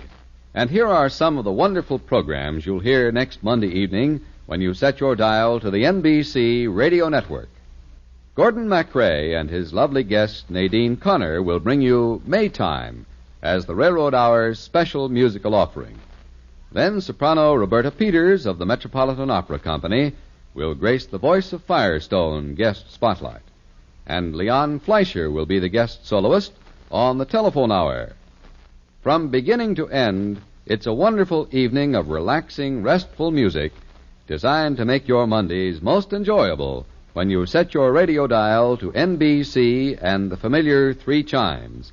Remember, Monday means music on NBC, and you always hear the finest programs on the NBC Radio Network.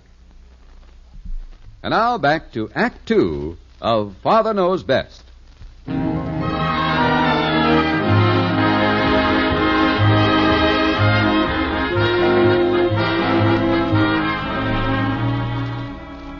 Well, what seemed like a minor civic right, the protection of one's trash can cover, has now turned into a fairly embarrassing moment for Father.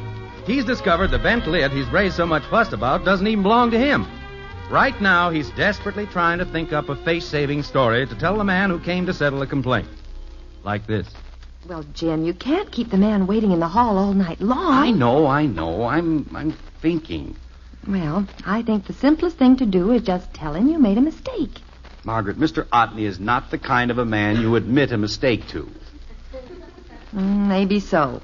But as long as you did make a mistake... Look, Mr. Otney is a man who thoroughly hates all people who complain about crushed trash can lids. He firmly believes that all are troublemakers, that they are all prevaricators and schemers. He hates rain and having to go out in it. And I think he's taken a special dislike to me. Is this the type of man at whose mercy you throw yourself? My heavens, you've certainly built up a case. Do you want me to go out and read his mind for you, Dad? It'd scare you to death. Jim, you can't keep him waiting. The longer you wait, the worse it is. I know. Let's see. I wonder if I could take our good lid and take a hammer and... No, that'd be cheating. Dear, the only thing to do is tell what happened. Honesty is the best policy, Daddy. Huh? That's what you keep telling us. Well, that's right, too. Absolutely right. But this isn't a matter of honesty. It's a matter of a man's dignity. And, well, doggone it, it's downright embarrassing. All those snide remarks he kept making. Well, what do you plan to do while you're making up your mind? Invite him to dinner? No, Kathy, stop looking at me that way. I'll go in there right now and tell him the truth. You're right, it's the only thing to do. Stop, fellow. Okay now, Kathy. Do it right this time. Close your eyes and... 7. No, not yet. What's the matter with you? Sorry to have kept you waiting, Mr. Otney. Uh-huh. Still got another call to make yet tonight. Yeah, well, kind of a funny thing happened. Uh-huh. Yes, well, you see, the whole thing was just a mistake. I went out in the back, and you can imagine my surprise when there was our cover, just as good as new. Yes, sir. We get them all the time. I beg your pardon? Look, if you've got a bent lid, get it out and let's get this thing straightened out. We want you to be happy. But I tell you, it's not bent. It's okay. See, the lid I found that was bent. Well, are you perfectly happy then? Perfectly. No complaints? No complaints. Okay. I've got some other forms you'll have to sign then.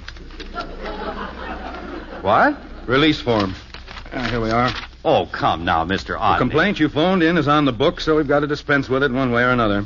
You, sign right there. Oh, all right. Sign all 4 carbons. 4? Regulations. I can see where all our tax money goes now. For carbon paper. Here, sign this, too. Well, what's this? It's a release, releasing the other release. Well, that figures. Regulation. Oh, naturally. Well, okay. Here you are. Uh-huh. Well, good night. Good night. Why did I ever have to open my big mouth and call them in the first place? Father! I'm glad I'm not that other party he has to call on yet tonight. Who is at the door, Father? Oh, just an old pal of mine.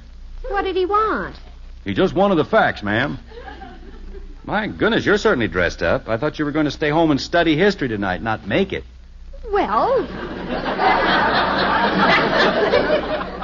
Even though a girl is going to study, she has to look halfway presentable, doesn't she? Jim? Well, who do you plan on being presented to? The Queen of England? Is he gone, dear? Yeah. What happened? Well, honesty is indeed the best policy, even though you have to sign a release on it. But it's all over now, and I'd rather not hear any more about it. Well, I knew that the best thing to do was... Betty, where are you going tonight? No place, just going to study history. Mr. Glover's coming over to help me. Oh? Didn't Bud tell you I wanted us to have dinner early tonight? No, he didn't mention it. Oh, fine. I'll bet he didn't bring in the logs either.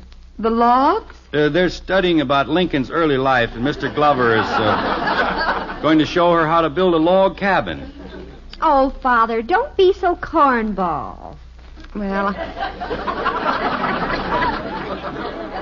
I don't want them dragging a lot of logs into the living room. It's just for the fireplace, Mother. Oh. Where is Bud? Well, right now he's taking the trash can around to the front. With all this talk about it, I suddenly realized that tomorrow is a collection day. I bet our lid will get fairly courteous treatment this time. Mother, would you sort of hurry dinner along? I'll try, but you'd better come out and help me. I'll get it. Maybe it's Mr. Glover. Tell him he'd better wear his tuxedo so he won't feel out of place. Hello. Oh, hi, Janie. Gee, I'm glad you called. I want to ask you something. What? Yes, he's coming over tonight. Oh, it worked fine. I didn't know a thing in class today. Not a thing. I wonder if this guy realizes the trap's being set for him. Well, say, kiddo, here's what I wanted to ask you. Could you help me think up some real dumb history questions to ask him? Oh, brothers, if she needed help on that. What were some you used? They don't pay teachers 1/8 enough. Oh, that's good. Let me write that down. What caused the Dark Ages? The smog?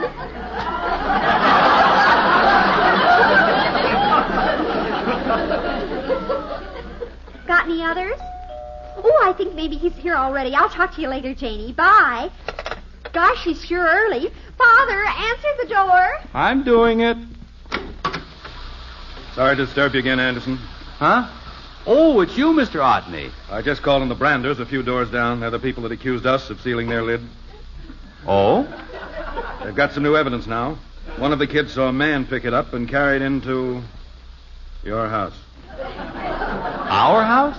Oh, well, I can explain that. What are you trying to do? Cause us trouble? Oh, no, really. That was the mistake I was trying to tell you about. I evidently picked theirs up, the bent one, by mistake, thinking it was... By mistake, huh? Sure. That's how this whole thing started. Well, where is it? They want it back. Well, it's no good. It's all bent. Your driver ran over it. Did you see him do it? No, I didn't. And how do you know that he... Look, I'll call up the Branders and settle this thing myself. Or maybe they don't have a phone yet. Yes, they do. I've got it on their complaint card. Oh, good. Let me have that. You'll have to sign a release. I just want to borrow it. Wait there. I'll be right back. Okay. Who's he, Father? That's my old pal. Aren't you going to ask him in? Let him stay out there. Might cool him off a bit. What does he want? I think he wants to throw me in jail for being a lid snatcher. What? Hello, is this Mr. Brander? Well, my name is Jim Anderson. I just live a few doors down from you, and there seems to be a misunderstanding about a trash can lid. Is that the one I threw away? Well, it's all kind of silly. I picked it up by mistake, thinking it was ours, and I called the department thinking they'd run over it and bend it out of shape. What'd you say? Oh, well, wait, I can give you a tip. Don't try to get a new one from them. Believe me, you'll be sorry you ever brought it up. I'll buy you a new one myself. No, I insist. We'll call it a sort of welcome to our neighborhood gift. Yeah. Jim Anderson, insurance. Well, sure, I'll be in my office all day tomorrow. Well, fine, I'm sure we can fix you up. See you tomorrow. Goodbye. Well, how do you like that? Father, I think that man out there is getting impatient. Good. Want me to go out and hunt for that other lid? No. Well, Mr. Otney, it's all settled. You can go home now. Okay. You have to sign another release first. Now, wait a minute. When these complaints get on the books, I know. It's regulation. Sure. Sign all 4 copies again? Yes, sir. Okay. We sure get them at our office. All right, there you are. Does that take care of it now? Uh-huh. Well, good night. Good night. Well, thank goodness that's over. I hope I never see another lid as long as I live. Come along, everyone. Dinner's on. Okay. It's not fancy tonight, but it's here. Hurry up, Kathy. And Bud. No. You're supposed to try to hear what I'm thinking. Well, you don't think loud enough. Oh, creepers, there's Mr. Glover. I told him not to come until 7. Father, you go to the door. I'm going, Princess. I'm going. Come on, children. Sit down. Bud, did you wash your hands? Yes? Sorry to disturb you again, Anderson. Mr. Otney, well, what have I done now? Nothing. I don't know how it happened, but when I started my car, I bumped into your trash can and ran over the cover.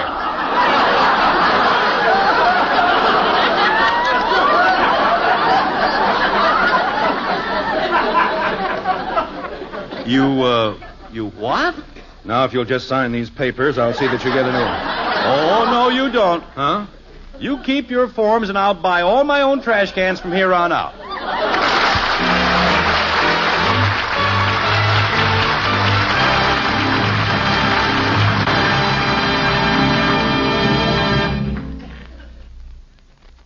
The Andersons will be back in just a moment. And now here's a word about some of the fine shows you'll hear tomorrow night on the NBC Radio Network. Comedy rules the roost when Bob Hope presents his fast-paced, typical topical humor. And tomorrow evening you'll hear Miss Jean Tierney as guest of the Bob Hope Show. So be sure to listen tomorrow. And then stay tuned as Phil Harris and Alice Faye brighten the airwaves with 30 minutes of hilarious comedy and some of the nation's most popular music. Along with Phil and Alice, you'll hear Elliot Lewis and Julius Abruzio to keep the comedy on a mirth-quaking level. Remember, tomorrow and every Friday evening over many of these same stations, it's the Bob Hope Show and the Phil Harris Alice Faye Show. Hear them both on the NBC Radio Network.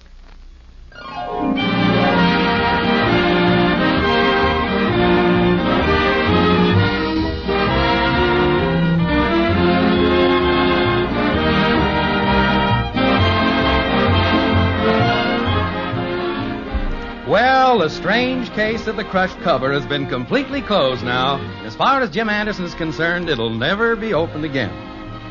At the moment, Betty is studying history in the living room with Mr. Glover, while the rest of the family is confined to the den. All right now, Dad. This time you write something down on a piece of paper and put it in a sealed envelope and see if I can tell what it is. But I'd rather not do any more mind reading right now. The only thing I seem to have on my mind is Mr. Otney. And I don't think I want to think about him anymore. Well, just put something down. Kathy, stop peeking at Betty and Mr. Glover. I was just going to the kitchen to get a drink of water. That's the 9th drink of water you've gone after in the last 10 minutes. You'll get waterlogged. Come on, Dad, write something down. You know, I still can't get over Mr. Otney accusing me of stealing the Bradner's lid. I've never stolen anything in my life. Come on, Dad. I don't feel like it, Bud. Here, my pen. You write something down yourself. That way it'll be easier for you to guess what it is. Yeah, I believe you're right. Hey, where'd you get this pen? It says Oliver Otney on it. Otney? Oh, my gosh, I forgot to give it back. He'll be certain I stole it. He'll have me signing releases for the rest of my life.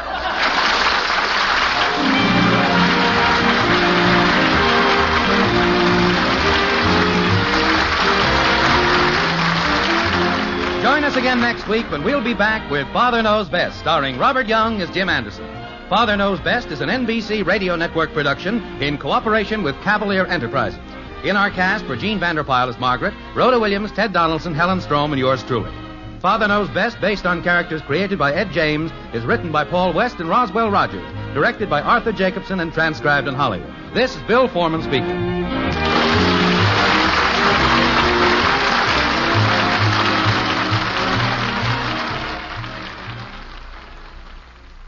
From 70 years ago, January 28th, 1954, Father Knows Best on this Sunday Classic Radio Theater with Wyatt Cox. Westerns and drama crime tomorrow with Fort Laramie starring Raymond Burr, Gunsmoke starring William Conrad, Stotts Cotsworth as Casey crime photographer, Gangbusters, Let George Do It starring Bob Bailey and Virginia Gregg, and Love and Abner. Coming up next, get ready for laughs as we head to Wistful Vista and see what's going on with Fibber and Molly and the bus driver. If this country should ever suffer a nuclear attack, governors, mayors, city managers, and other persons of authority in state and local governments would be working in emergency operating centers, directing the necessary survival and recovery actions. There are now more than 2,000 such centers throughout the United States. EOCs, they're called. And from these EOCs, persons of authority will direct all the civil defense activities in surrounding areas. An EOC Emergency Operating Center will be the focal point for gathering all civil defense information and for controlling and directing emergency actions in the event of a nuclear attack. Many of those documents you hear about in these announcements you can find at a website, civildefensemuseum.com. They're absolutely free, civildefensemuseum.com. Now on Classic Radio Theater with Wyatt Cox, let's head for Wistful Vista, 79 Wistful Vista to be precise, and see what's going on in the household of Fibber McGee and Molly. This episode from 77 years ago, January 28th, 1947. Johnson Wax Program with Fibber McGee and Molly.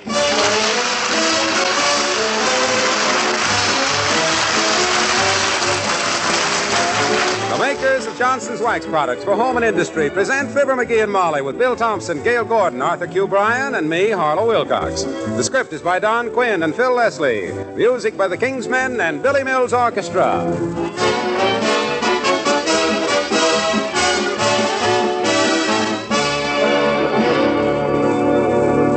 Have you noticed the wonderful new kitchens in the magazines these days? Well, maybe yours isn't like these dream kitchens yet, and maybe you can't do much about new fittings for some time. But look, there's one big improvement you can make right now. You can have a more beautiful kitchen floor, and easily, too. Just give it a coat of Johnson's Self-Polishing Glow Coat. It's astonishing how beautifully bright that Glow Coat shine is. Glow Coat needs no rubbing or buffing. You just apply and let dry. Yet, in 20 minutes, you come back to find your floor gleaming and sparkling as perhaps it never sparkled before, not even when it was new. You'll find, too, its colors are fresh and bright, its pattern sharp and clear. But Johnson's Glow Coat gives you more than a lovely, shining floor. That tough wax film protects the surfaces, too, adds years to the life of your floors, and makes them easy to keep clean. Try it yourself, won't you? But don't forget, if it's a really bright shine you like, be sure to get only Johnson's Self-Polishing Glow Coat.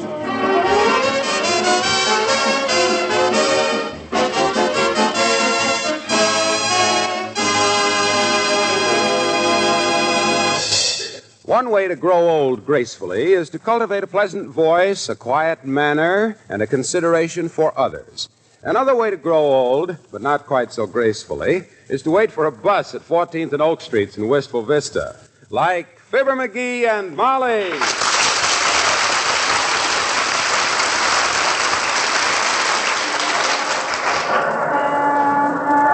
What's the matter with those doggone buses anyway? 8 of them have gone past in the other direction. They must go at the end of the line and blow up.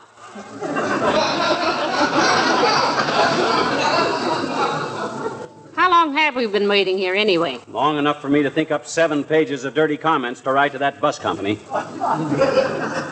You got that schedule on you? They don't use a schedule on this line, dearie. They use a dream book. We just missed a bus when we got to this corner 9 days ago. It was 9 days ago, wasn't it? Well, I don't know. It seems like I've been waiting here since I was an innocent young girl. And if I hadn't been so innocent, I never would have waited for a bus in this town. The way they pack people into them is disgraceful, too. Well, it does have its advantages. Well, name one. Well, I was on a crowded bus last week, and I found $16 in my pocket I didn't know I had. And it wasn't until I got home I realized I'd been into somebody else's pocket. And by George, when a transit company starts forcing innocent citizens into the pickpocket business, it's time something was done. That's what I always say, dearie. The buses are always too far apart and the passengers are always too close together. Now, if I were running a bus... Here comes a bus, baby. I'll get set. Hey! Hey, bus! Hey! Hey, driver! Oh, dear. Hey! I wish he'd go past again. That breeze was very refreshing. Why, that's dirty. He passed us up like... I'm going to write a letter to those guys that'll blast them right off their big fat franchises. If they call that service by George, hi, Wimp. Oh, hello, Mr. Wimple. Hello, folks. Glad to see you're riding your bicycle, Wimp. The buses on this line were all taken away by the dog catcher. He thought they were greyhounds. Service is pretty bad on this line, Mr. McGee. One of them went right past Sweetie Face last week without stopping. Sweetie Face, that's my big old wife. Yeah, we know, Mr. Wimple. Did it make her angry? Oh, she was just livid, Mrs. McGee. She got the number of the bus, and then she got the driver's name, and started out looking for him. That situation was really fraught, Wimp. Did you ever catch up with him? Yes, I think so. Oh, what'd she do to him, Mr. Wimple? I don't know. His body was never found.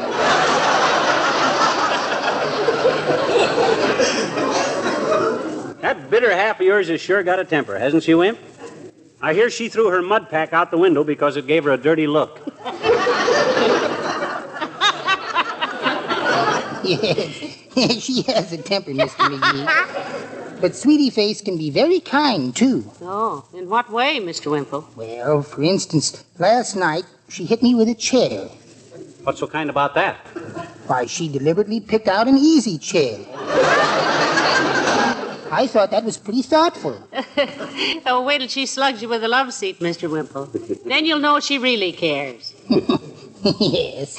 Well, I've got to get home now, folks. I hope you get a bus. Say, wait a minute, Mr. Wimple. Aren't you afraid you'll get your trousers caught in the sprocket there? I see you don't use bicycle clips. No. I guess I just like to live dangerously, Mrs. McGee.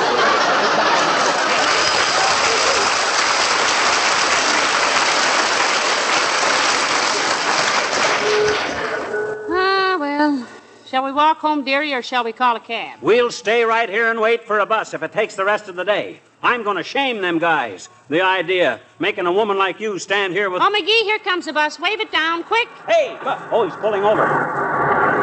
He's stopping. Fine. Come on, Molly. Get over. Oh, dear. It's awfully crowded, but I'm in no mood to complain. If I'm going to be a sardine, I want to be a happy sardine. Stand right behind me, Molly. I'll run interference for you. All right, let him out, please. Stand back, mister. Let him out. My. What does he mean, let them out? They're packed in so tight the minute he opened the door, two of them flew across the street. Well, come on, Snooky. Climb on so we can get... No more room, folks. Take the next bus. What do you mean, no more room? Hey, you just let 5 people off. You got plenty of room. And I needed it, brother. I gotta breathe, haven't I? Not on our account, you don't, you big larrikin. Open the door, Richard. Next bus is right behind me, lady. We're behind schedule now. We know you're behind schedule, you rum-dum. We've been waiting here since we got out of high school. Come on, open up. Get away from that door, Noisy. You'll get hurt when I start up. You open that door or you're not starting up, Popsy. Wait, I'll show you. Oh, McGee, what are you doing? Standing right in front of the bus? You'll get run over and killed. Yeah, and if I am, I'll sue them for every cent they ever stole from the public. All right, Bud. You open that door or I'll stand here in front of you all day long. That's right. Oh, McGee, please, there's a crowd gathering. Remember, I'm a lady. Hey, look, Mac, I don't want any trouble with you. I got a schedule to make. Get out of the way, will you? Pipe down, you big hooligan. Dearie, please. We're being conspicuous. I don't care how conspicuous we are. The more conspicuous, the better. I know my rights. This is a public transportation, and I'm the public. And we're tired of being pushed around. That's right. You're right. It's okay. Come on. Open up. No room. Open up. No room. Open up. No room. Open up. No room. Open up. No room.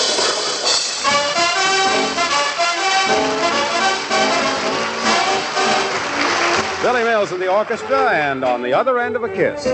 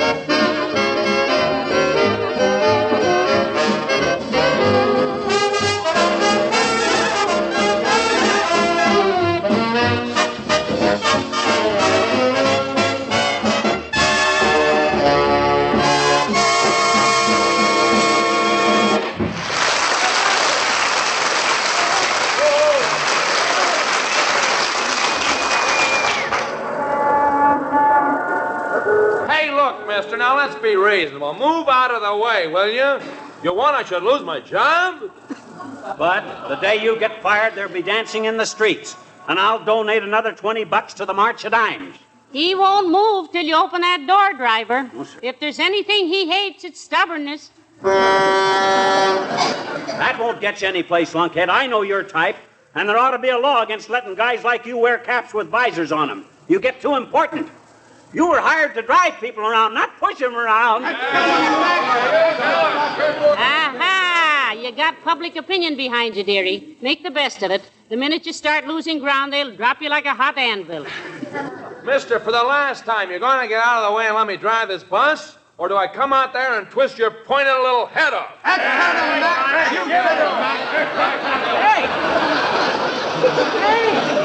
Hey, now, wait a minute, folks. I'm a citizen. This is public transportation, isn't it? And I'm part of the public, isn't I? Well, fella, what are you going to do? Let this bus go on or stand there like a jerk?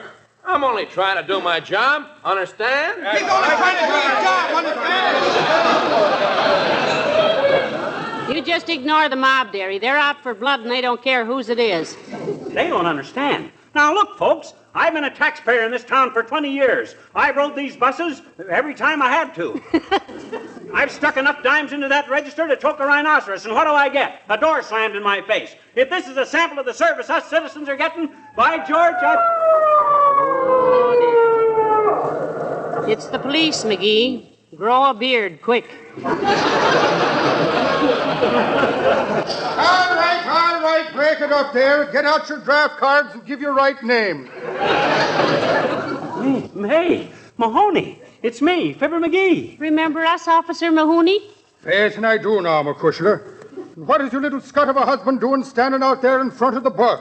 I'll tell you what I'm doing, Mahoney. This beaver-toothed bozo that's jockeying this 10-ton kiddie car slammed the door in our faces. Wouldn't let us on. And I'm not going to move a step till he opens that door.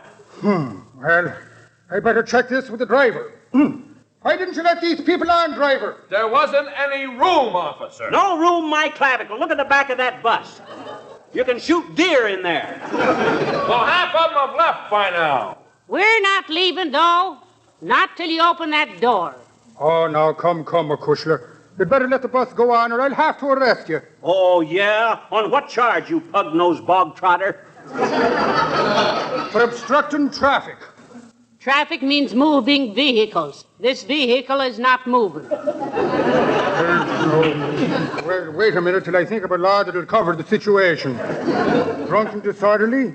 No, he's sober, the dirty little prohibitionist. Flying an aeroplane too low over a residential district? No. Murder? No. Counterfeiting? No. Hey, officer, if I slugged him and he slugged me back, could you nail him on assault and battery? You make one pass at me, putty face, and I'll feed you a knuckle sandwich so fast. Yeah, you hold me up much longer, Mac, and I'll part your hair with a tire iron. Stop it or I'll spank the both of you. Yes, lay off of it, you Scots. If there's any such brawling going on, I'll take me nightstick and I'll... Wait a minute. Where's me nightstick? Bless the saints, I left me nightstick at McNally's Tavern. Now, don't go away. I'll be right back.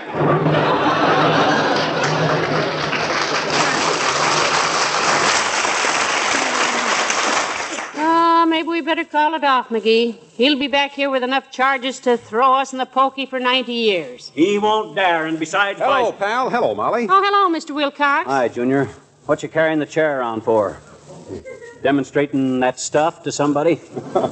No, I was in Kramer's drugstore when I heard about you and this bus driver. Yeah. So Kramer sent Molly this chair to sit on, and I brought you some sandwiches and a couple of malted milks. Oh. Here, sit down, Molly. Well, now, wasn't that thoughtful of you and Mr. Kramer? Thank you so much, Mr. Wilcox. Is there an egg in my malted, Junior? No, I don't think so. Doggone it, Kramer knows I always have an egg in my malt. What kind of service is this, anyway? My gosh, here I am fighting the vested interest. The transit corporation that has the city in its greedy clutches single-handed. And what do I get? A malt with no egg in it. That's gratitude for you. Now, wait a minute, dearie. You didn't order this food, you know. So stop looking a gift sandwich in the tuna fish. I'm sorry about the egg, pal. I'll remember that at supper time if you're still here. I'll be here, all right. I'll even sleep here tonight if that lead-footed fender cruncher don't open that door and let us in this bus. How about it, stupid? You ready to let us in? In a moose's eardrum, snake face. And I'll give you 5 minutes to move on, or I'll start this engine and run you down. Will you big hooligan? You turn a key in that ignition and my husband will climb in the wind and pin your ears back with a piston rod. Won't you, dearie? Yeah. Lady, if that monkey lays a pinky on this bus, or help me, I'll come out there and kick the bajunior out of it. Oh, yeah. Why, you greasy little... Now, look. Wait a minute, pal. What's the matter, Mr. Wilcox? What are you going to do? Look, kids, this is getting us no place. The driver looks like a reasonable guy. Let me talk to him. Go ahead, Junior. It's a free country. If he gives you any lip, call me. I've tackled bigger guys than him. And while I've been licked every time, this may be the exception. What are you going to say to him, Mr. Wilcox? Well, you can listen if you like. Hey, driver, I'm Harlow Wilcox. Well, don't blame me, buddy. I never been to a christening in my life. No, look, I was just noticing how clean you keep the interior of this bus. Yeah? Yeah. What do you do to keep the paneling so clean and sparkling? If that actor says anything but Johnson's wax, he'll really be driving a bus. Well, just between you and me, mister, I use Johnson's wax. No! Yeah! And whenever I get to the end of a run, like it don't look like I'm going to again for a week or two, I always give the inside of the bus a once-over with Johnson. Yeah, I can understand that because... With Johnson's wax, I can keep the seats and walls and fixtures so much cleaner. You see, Johnson's wax seals the surface pores, buddy. Dust and dampness don't penetrate. Yeah, I'm quite familiar I always use Johnson's wax. My wife says she always uses it at home on the floors and woodwork and everything, so I use it myself on the inside of the bus and Connor knew on the outside. Oh, that's great. The reason you ought to try it sometime, buddy. You know, it's great stuff. Right? Yes. Well, now go down to the Johnson's Wax branch office on Oak Street. Tell them Jerry Babb sent you. Hey, ain't I seen you someplace before? Probably. I announced the program for Johnson's Wax. Yeah, that's it. That's where I seen you. Sure. That accounts for the resemblance. Well, I'll see you later, Wilson. Wilcox. Don Wilcox? No, Harlow Wilcox. Oh, excuse me, I got you confused with Harry Von Zell. You got me confused, all right. Thanks, Jerry. What did he say, Mr. Wilcox? He uses Johnson's Wax. That proves he's a sensible guy. Now, why don't you people get together? I'll get together with him, all right. I'll tear his head off and jam it down his throat. You and how many Marines, doughhead? Oh, dear, this is so embarrassing. Yeah, look at Waxy sneaking off through the crowd. He hates scenes, and anybody that played as much bum Shakespeare in Chautauqua as he did ought to. Look, I'm going to tell this guy... Oh, dear. If this is Officer Mahoney again, I'm going home and start looking up recipes for hacksaw cookies. Stand back, please. Stand back. I'm a doctor. Let me through, please. Give the patient air. Joe, get the license number of that bus and... Molly. Oh, thank goodness it's you, Dr. Gamble. Who's hurt, Molly? When did the accident happen? Well, it hasn't yet, Doctor, but I've been expecting it momentarily ever since McGee stepped in front of that bus. In front of a bus? Great Scott, is he badly hurt? Oh, there you are. Yeah. Relax, belt buster. Wipe that greedy look off your face. You're not going to make a nickel off of me today. I'm in great shape. If you call that baggy collection of lard a great shape, low bucket, the kind of doctor you need is an eye doctor. The shape you're in shouldn't happen to a lump of putty. Oh, is that so? And get out of the street, you silly little fracture coaxer.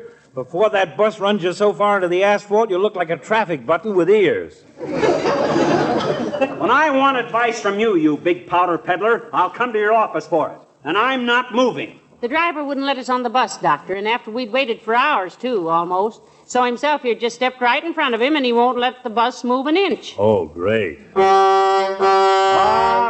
down. You going to open that door? You going to get out of the way? I don't know about you, McGee, but I am. Stand back, please. Let me up on the sidewalk here. You better take your fat friend with you, Doc. In about 5 minutes, I'm going to roll him out like a pie crust. McGee, sweetheart, I think he means it this time. He looks tougher than a tax return. Don't worry. He won't dare start that bus, I hope. Well, I'd have run over you long ago, but you're just the kind of a jerk that would carry nails in your pockets to ruin my tires. And those tires cost $80 a piece. Now get out of the way!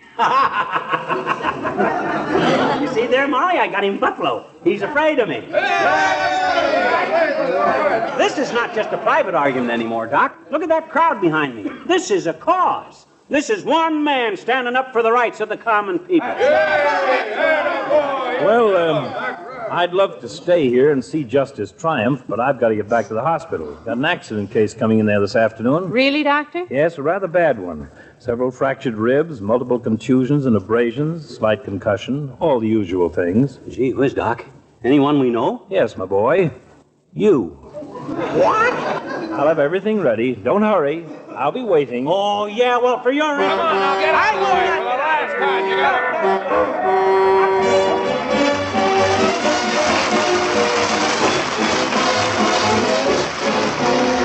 The King's Men sing a medley of Zippity-Doo-Dah, and sooner or later... Zippity-doo-dah, zippity-yay. My, oh my, what a wonderful day. Plenty of sunshine heading my way. Zippity-doo-dah, zip, zip, zippity-yay. Sooner or later you're gonna be coming around, I'll bet you. I'll bet you they'll get you. You wait and see. Sooner or later you'll want to be hanging around. I'll let you. I bet you if I let you, you baby me. You're gonna knock on my door.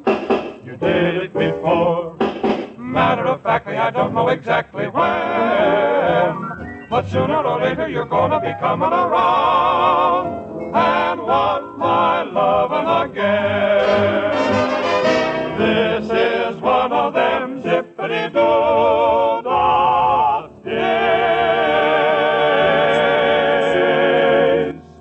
Now, that's the kind of day when you can't open your mouth without a song, jump right out of it. Zippity-doo-dah, zippity-yay. My, oh my, what a wonderful day. Plenty of sunshine heading my way. Zippity-doo-dah, zippity-yay. Mr. Bluebird's on my shoulder. It is the truth. It's actual. Everything is satisfaction. Everything is Johnson's Waxual. Zippity-doo-dah, zippity-yay. What a wonderful feeling when you're feeling this way. What a wonderful zippity-doo-dah day.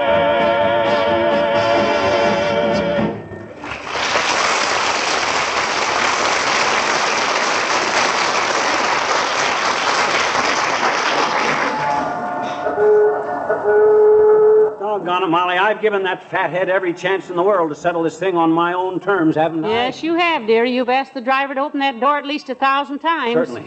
But I'll sweat him out. As long as I got this crowd behind me, I'll... Hey, where's the crowd? Where'd everybody go, Molly? I don't know, dearie. They just sort of lost interest and trickled away. Takes at least a few broken noses to hold a crowd like that, you know. Traitors. You heard what I told those newspaper reporters, though. This is a fight to the finish. I'm going to bust this transit company open like a ripe watermelon. I'm going to fix At the next time signal, the time will be exactly 1:30. This is WVRTC, the whistle-visted Rapid Until Now Transit Company. Don't pay any attention to him, Molly. He thinks that's funny. I sort of thought so myself, dear. To tell the truth. Yeah, well, just ignore him like I do. When I get through with you, busboy, you won't be able to drive a bargain in the Bonton basement. I got influence in this town. I know the mayor. And I know that attitude. It's McGee. Oh, McGee, it's the mayor. Hello, Your Honor. I'm so glad to see you. Hello, Molly. Oh, hi, Latriv. Pull up a front bumper and sit down. Just happened to be passing, did you? Yes. Police headquarters is in an uproar because they don't have an ordinance handy to arrest you on, and the bus company is threatening to sue the police force for not arresting you. Yes, I just happened to be passing, my boy. You hear that, Molly? I got this whole town over a barrel. I'm beginning to feel a little like I've been in a barrel myself, going over Niagara Falls. This thing has really gone... Boy, oh boy, oh boy. Wait till you see the papers tonight, Molly. I'll be all over the front pages. If that driver starts that bus, you'll be all over 14th and Oak at least. Don't worry about that guy. I got him stopped like a busted clock. So I see. Yes, sir, and I'm not budging an inch. Look, McGee, as mayor of this city, I'd like to see this controversy settled as soon as possible. State your case, please. Well, we waited a long time to get on this bus, Your Honor. And this bozo slammed the door in our faces and wouldn't let us in. So himself here stood in front of the bus, and I'm proud of him. I keep telling myself. I see. Driver, will you state your case, please? Sure, Your Honor. You see, the bus was full. Thank you. It seems to me that both parties in this case have suffered sufficient discomfort and annoyance. So why don't you open the door, driver? And why don't you get in the bus, McGee? And why don't you see that he gets safely home, Molly? Please? Yeah, but... Oh, well, okay. You win, mister. But only because the mayor asked me to, only. Anyhow, I'm an hour overtime now. Oh, thank goodness. Yeah, it's about time. If you'd opened that door a long time ago, we'd... No, sir. I won't even ride with that guy now. Let him go, Molly. We'll wait for the next bus. What? Oh, no, McGee. I was standing too close to the front end, I guess. Too close for what? To read the sign. This is the 14th Street bus. We want the Oak Street bus. All right, Redhead, go on. Get that battleship out of the way. Here comes our bus. Oh, this is ridiculous.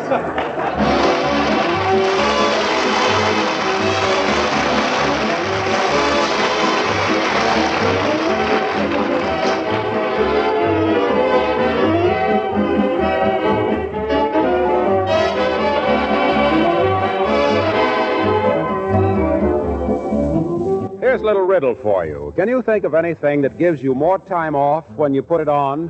Why, sure, it's Johnson's self-polishing glow coat, of course.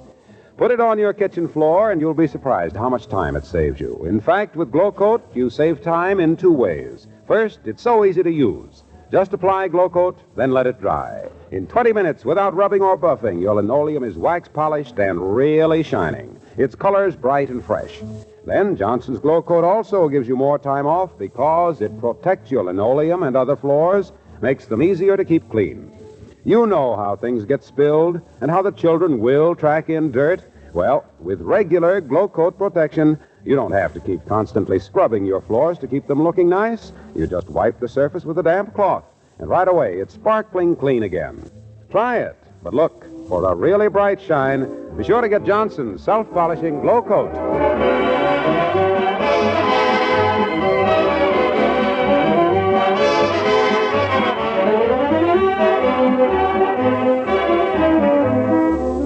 Ladies and gentlemen, this is the closing week of the annual March of Dimes, the drive for funds to fight the most vicious crippler of our children, infantile paralysis.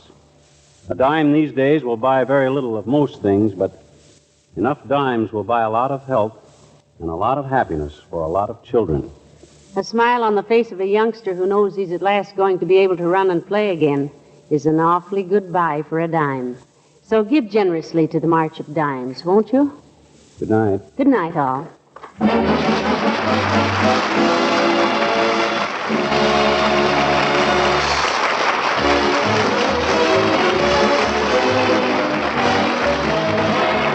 This is Harlow Wilcox, speaking for the makers of Johnson's Wax Products for Home and Industry, inviting you to be with us again next Tuesday night. Good night.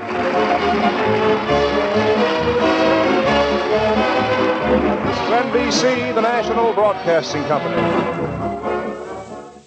And that's one of the great things that vaccination has actually done. It has actually ended polio in our time. And good, well-done vaccinations have made a lot of difference. Those people who like to complain about the flu shots and all that, remember how bad polio used to be. We don't have influenza as bad as we used to have it. We don't have measles like we used to have them, and the mumps and all that stuff. Thanks to vaccinations, well-researched vaccinations, we have been very successful in eliminating a lot of diseases. Okay. Off the soapbox. 77 years ago, January 28th, 1947, Fibber, McGee, and Molly on this Sunday, Classic Radio Theater with Wyatt Cox. Up next, Phil Harris, Alice Faye, and Frankie Remley and Julius Abruzzo. That's coming up next.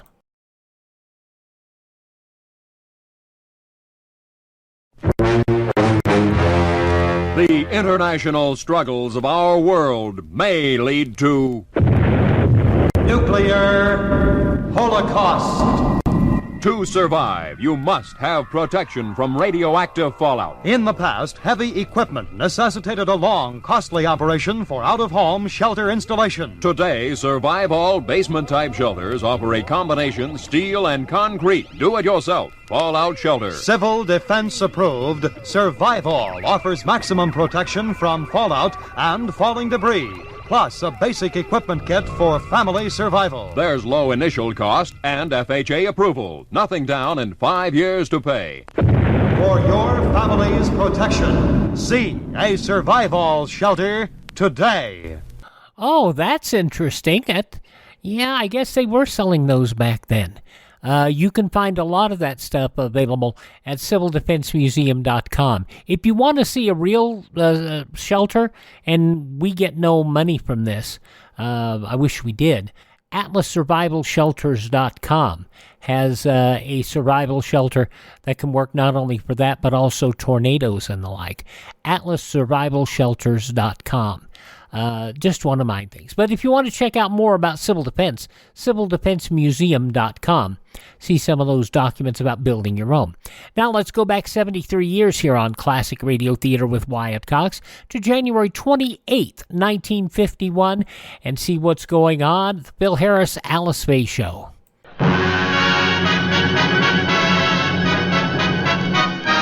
From Hollywood, the Phil Harris, Alice Faye Show.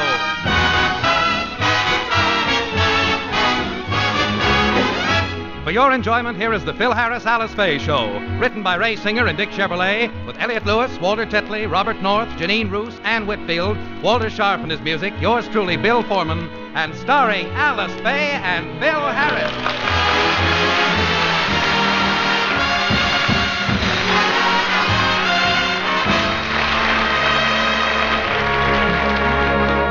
Alice's brother William called a little while ago to tell Phil and Alice that he's coming over with some important news for them. As we look in, he is just arriving. Good morning, everybody. Well, bless my little liver pills if it isn't Brother Carter. Good morning, Willie. What's this important news you have for us?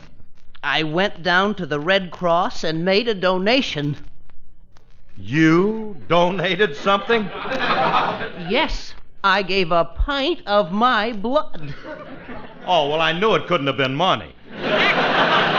Look, Willie, let me tell you something. You can't afford to be given any blood. You got barely enough to get by on. You don't look too strong, you know. I'm plenty strong now. I'll admit when I was a child, I was sickly. In fact, when I was 16, the doctor said I wouldn't live. Well, it was nice of you not to make a liar out of it. Philip, I did live. Well, prove it. Blink your eyes a little. Breathe now and then. Philip, don't be facetious. I happen to have an unusual physique. You should see me stripped. I look... Please, Willie, I just ate.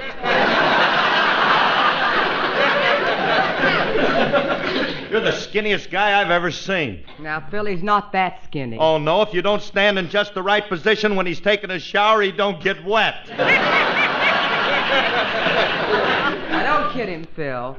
He did a very noble thing donating to the blood bank. Yeah, I know. I know he did. Hey, I'm sorry, Willie, because I'm really proud of you, kid. They need blood now, and everybody should go down and give some. I knew you felt that way about it, Philip, so I pledged a pint of yours. Well, I think it's mine? What do you mean by giving my blood away like that? That stuff don't grow on trees, you know. But, Phil, they need your blood. They need it. What am I supposed to use, borscht? Borscht? I'm a little anemic right now myself, dear. And if they take my blood away, well, Well, I won't be able to face my barber. Well, what's your barber got to do with it? Well, it'll be embarrassing him if he cuts me while he's shaving and nothing comes out. No, stop stalling, Philip. You're not anemic. I made an appointment for you at the Red Cross for this afternoon, and you'd better be there. Well, I'd love to help. Hey, tell me, Willie, does it hurt much? Of course not. There's nothing to it. Well, how's it affect you after?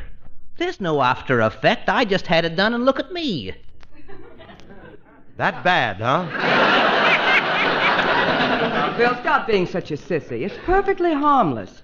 You know, most of the people who go for the first time keep coming back every 3 months. You mean this can get to be habit forming? It's a good thing for you to make a habit of. Well, I've already got one habit. I mean, other than that. I have one habit, honey, biting my nails, and I've been doing it so long, I hate to give it up and break in a new gimmick. It just don't, Oh, all right, you big jellyfish. Now, look, Philip, I made an appointment for you at 4 o'clock today, and I expect you to show up. All right, Did you say 4 o'clock? Couldn't possibly make it at 4. It's tea time, you know.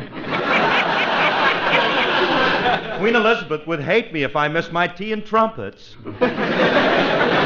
They give you tea down there. Any other excuses? Well, I can't think of any offhand, Then you'll go. All right, I'll go. But if anything happens to me, it's going to be your fault, Willie. And I'm warning you, if I die, I'll never talk to you again as long as I live. Now, Phil, nothing's going to happen to you, and it's your patriotic duty to do it. Yeah, I guess you're right. And it's everybody's duty. Well, I'll not only go, but I'll get everybody I know to go down, too. Hey, wait a minute, I'll get to that. Hiya, Curly. Hey. Oh, Francis. Hiya, Frankie. You're just the guy I wanted to see. I know you can't see me, but I'm looking at you. Look, Francis, you'd like to do something for your country, wouldn't you? Why should I? What did Lower Slobovia ever do for me? I'm not talking about your fatherland. I'm talking about the country you were smuggled into, America. Oh, that's different. What do you want me to do? Well, I've got it all fixed. I've arranged for you to do something very patriotic. If you had me drafted, I'll punch you right in the nose. Frankie, I wouldn't do that to any country. All I want you to do is to come down to the Red Cross with me because they're calling for donors and, I'm going to donate a pint and I want you to give a pint. Okay.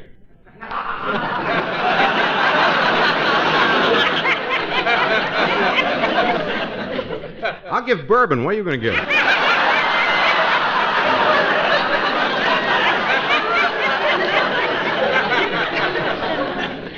I'm going to give blood. Why didn't I think of that? It's cheaper than bourbon. It's Will you keep quiet a minute because I'm serious. The Red Cross needs blood donors. And I want you to come down with me today and give some. Well, I'd like to, but I can't. What's the matter, kid? Are you scared? No, it's not that. Frightened, huh? No, that's not it either. You're yellow. That's it.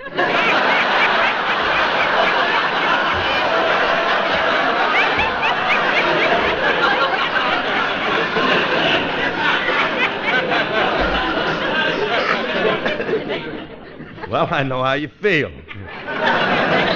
Confidentially, I'm a little afraid myself, but look, Remley, we ought to do it. Well, if you think so, okay. Certainly. They need good red blood like ours. Oh, red blood!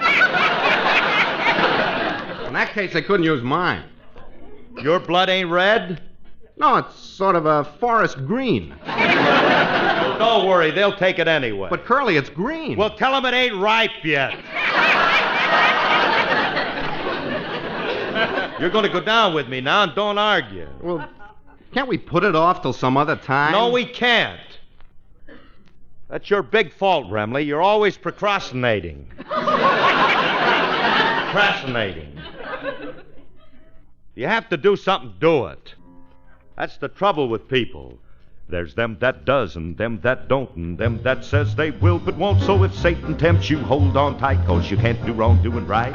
There's them that shall and them that shan't and them that wish they could but can't. But it's them that does that sees the light, 'cause you can't do wrong doing right. Look at that gal Delilah. She had 'em all in a spin. She clipped the mighty Samson, but she got caught when the house fell in. And so you see there's got to be just one road for you and me. Let old Satan know he lost the fight, 'cause you can't do wrong doing right.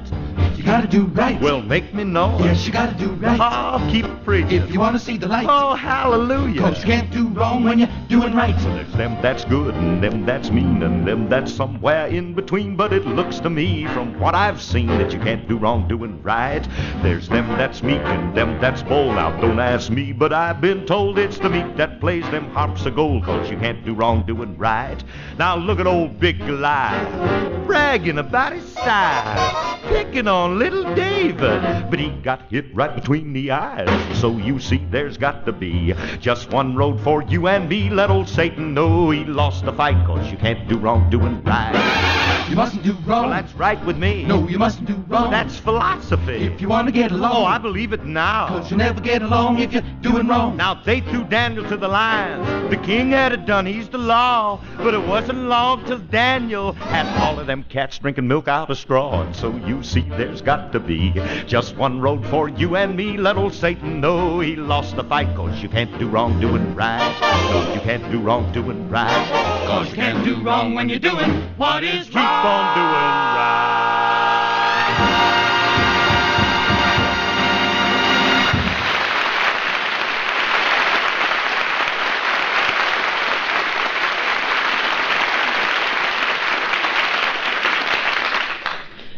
Well, Remley, did my song make you feel better? Not particularly. I'm still worried. Remley, I tell you there's nothing to worry about. Willie said it's very simple. Now buck up and be a man. Conquer your fear like I'm doing. We're going through with this thing, and we're going to... Phil! Yes? It's 3 o'clock, dear. It's time to go.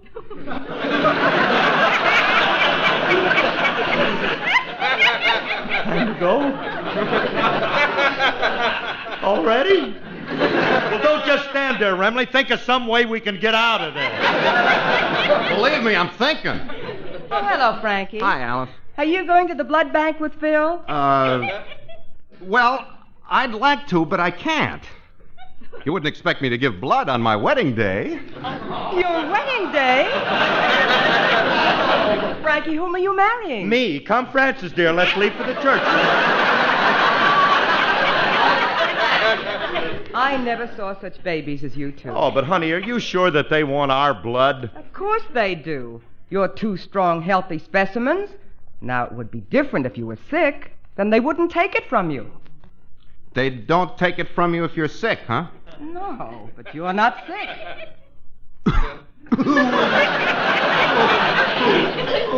What's the matter with you? It's my armpits again.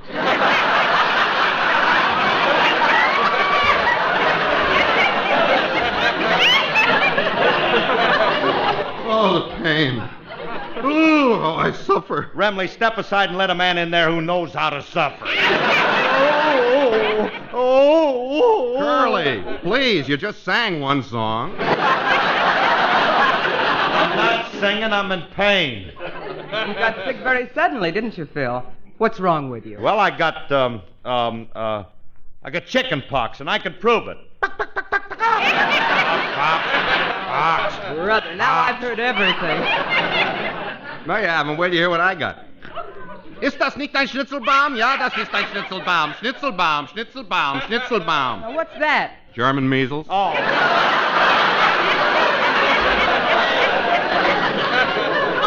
Now, fellas, you're being ridiculous. It's absolutely painless. I'm going down and give a pint of blood myself. While you're there, give a pint for me. Throw in a magnum for me, Alice. We're too feeble to go. Now, there's nothing wrong with you physically. Your feebleness is all in your minds. Now, come on, let's get down to the Red Cross.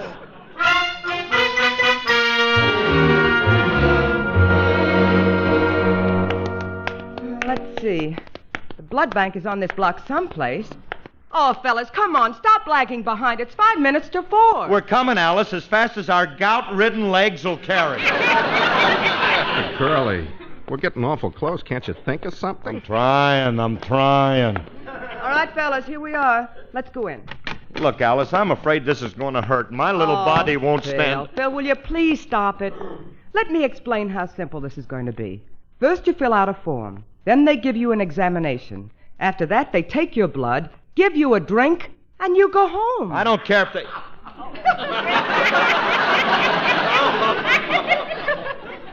Drink? Well, this place is starting to look up a little bit. What do you have, Rem? Let's go to the bar and see what they got. Well, that ain't going to be necessary because here comes the guy in a white coat, right? Oh, bartender, make me an old-fashioned with soda. I am not a bartender. I'm a doctor. Okay, then make it with rubbing alcohol. Phil, please. Doctor, I hope you'll forgive my husband. You see, he was told you serve drinks here. Oh, we do. We pass around tomato juice, orange juice, tea, milk. Please, Doc, you're making me nauseous. Doctor, we're here as donors. Oh, that's very nice of you people. We appreciate your coming down. Yeah. Now, look, Doc, take it now and let's get it over with. Not so fast, sir. First, you'll have to fill out these donor registration cards. I'll be back for them in a minute. Look, Alice, can't we call the whole thing off? Yeah, I'm beginning to lose my nerve. No, nonsense. Let's fill the cards out. I'll tell you what. While we're doing it, I'll cheer you up. Curly, is she going to... Yes, she is. So you might as well get out your long-necked Vega and start to accompany her.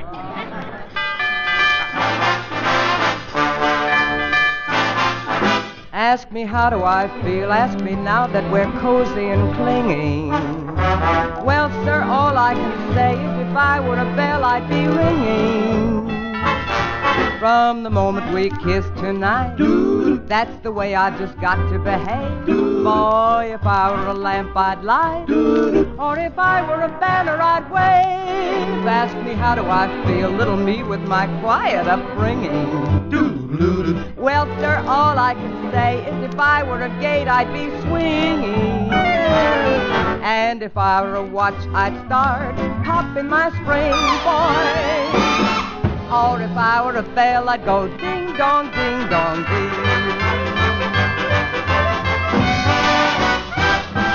Ask us how do we feel from this chemistry lesson we're learning. All right, boys, how do you feel? Well, dear, all we can say is if we were a bridge, we'd be burning. Yes, I knew my morale would crack. You gotta be careful. From the wonderful way that he looked. Boy, if I were a duck, I'd quack. Or if I were a goose, I'd be cooked. Ask me how do I feel, ask me now that we're fondly caressing. Wonderful, isn't it? Oh, if I were a salad, I just know I'd be splashing my dressing. Or if I were a season, I'd surely be spring. Or if I were a bell, I'd go. If I were a bell, I'd go. If I were a bell, I'd go ding-dong, ding-dong, ding.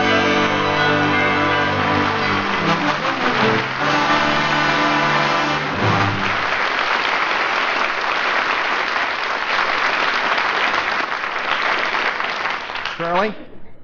Yeah. I don't understand your wife. You don't Well, why? Everybody else is sitting around bleeding and she's singing. Well, Remley, you know how women are. They don't know enough. Well, folks, did you fill out your cards? Yeah, we fill them out. Here you are, Doc. Glad to have been of service to the Red Cross. Anytime you need me again, just call me. So long. If you follow my instructions, you'll be on your feet in no time. Come back here. This is just the first step. Now, let me see. Yes, your cards are all in order. Now, I'll take a sample of your blood, Mr. Harris. What do you need a sample for? What are you going to do, send a salesman on the road with it? We need a sample to determine your type. Now give me a hand. Now just prick your finger with this needle and take a drop. Do it with my first wife. Do it with my wife first.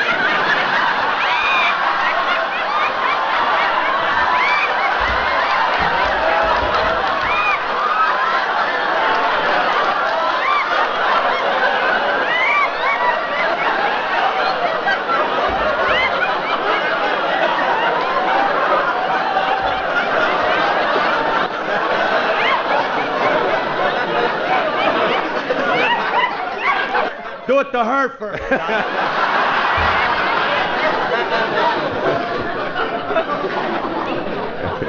All right, Doctor.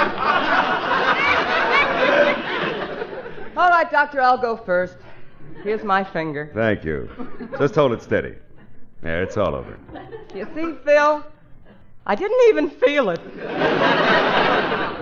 Gee, it's that simple, huh? Hey, ain't nothing to it. Here's my finger, Doc. Shoot the works. Take 2 drops. All right, hold still. There. Oh, those... Doctor, you pulled a knife on me. I'd like to, but we need you.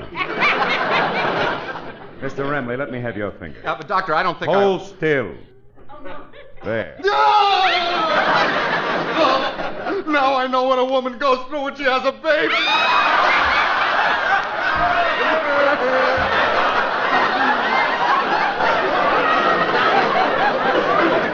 Now, little mother, take it easy. I'll be right back as soon as I have this blood type. I had to be a doctor. I should have listened to my father and been a licensed plumber. Phil, I never saw such a disgusting display of cowardice. Never. I am not a coward. It's just that us musicians are sensitive souls. That's right. Look, Curly, I can't stand any more of this torture. I'm going home. Me too. You're not going anyplace, Phil. You came down to give a pint of blood, and you're going to give it. What's she after, Curly? Your insurance money? I don't know, but I guess we're going to have to go through with this, Rem. There ain't no way out If now. we could only think of Would you people care for something to drink? We have tomato juice, orange juice, milk, or tea. No, lady, thanks. Look, we got enough trouble. Wait a Will minute, you, Curly. please? Wait a minute. I got an idea. Come here. Well, what are you talking about? Come here. I don't want no juice from no lady. Listen. What do you want? I think I know a way we won't have to give them our blood. What are we going to give them? What does tomato juice look like? Well, it's red and it looks like blood, yeah.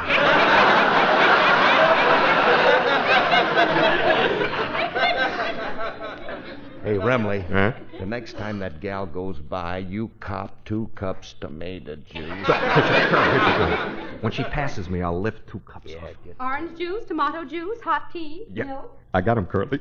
Good. Now keep 'em behind you so nobody will see 'em. Okay. Hey, reach in back of you. I'll slip you one. Got it. Well, Mr. Harris, I just typed your blood and it's okay. Now, if you'll follow me into the donor's room... Ain't gonna be necessary, Doc. While I was waiting for you, I thought I'd save you a little time, so I took my own blood out.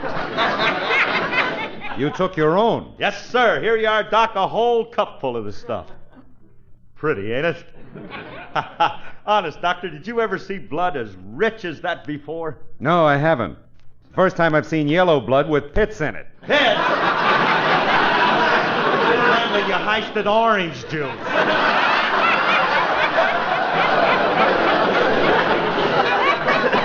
What are you kicking about? I got hot tea with a bag in it.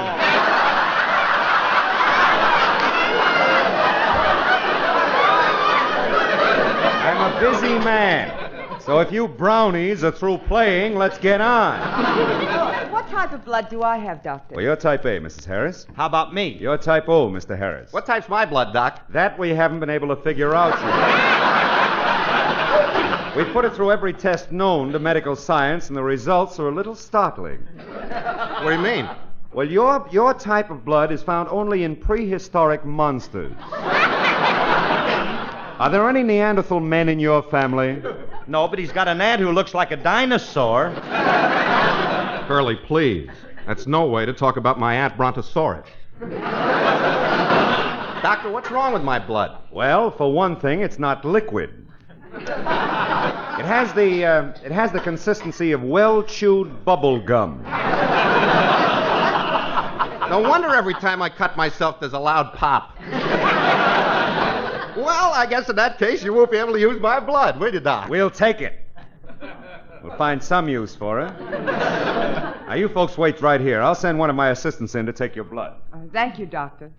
Fellas, you stay right here. I'm going over to get some juice. Won't work. We tried it.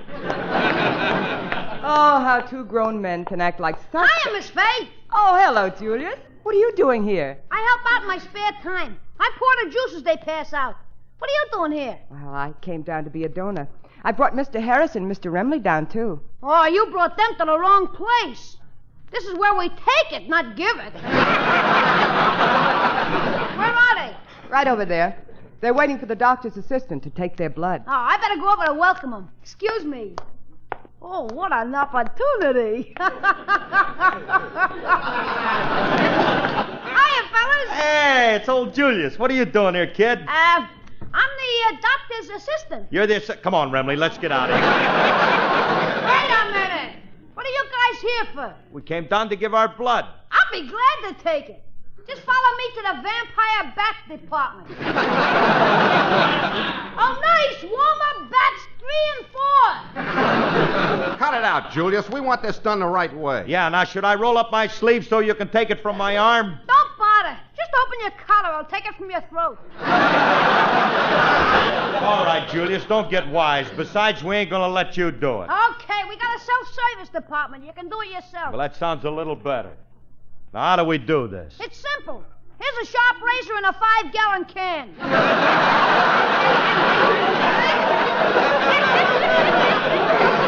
Now get to work. A 5-gallon can? Now don't stand there, Mac. Fill her up. Will you stop trying to scare us, Julius? How's this really done? You have nothing to worry about, fellas. It's done very scientifically. I take your blood the same way they get sap from a maple tree. You mean? Yeah,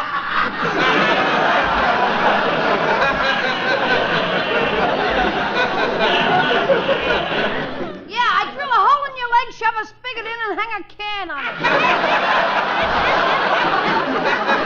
Shirley, I don't think I'm gonna like this. Let's get out of here. But, Remley, we gotta do our share. One little spigot. That ain't gonna... I'm willing to do my share, but I ain't gonna let this little leech touch me. There's other ways you can help out, Mr. Emily. I can get you a job here as a model.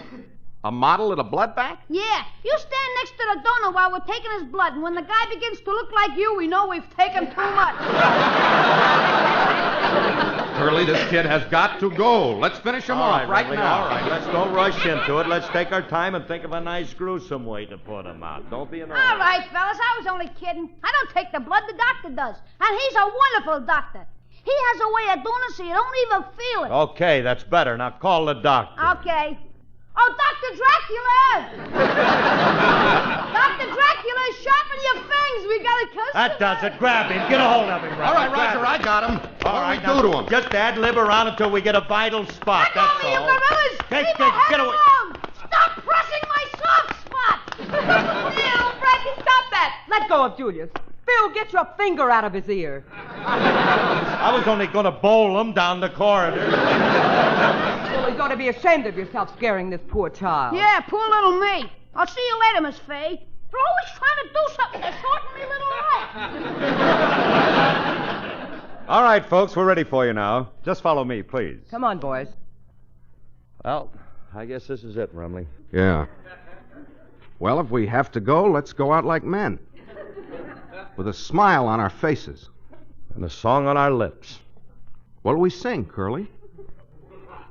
How about The Thing? I might as well get in one last plug. As I go was walking into the room to give our blood away, we see a big fat doctor there.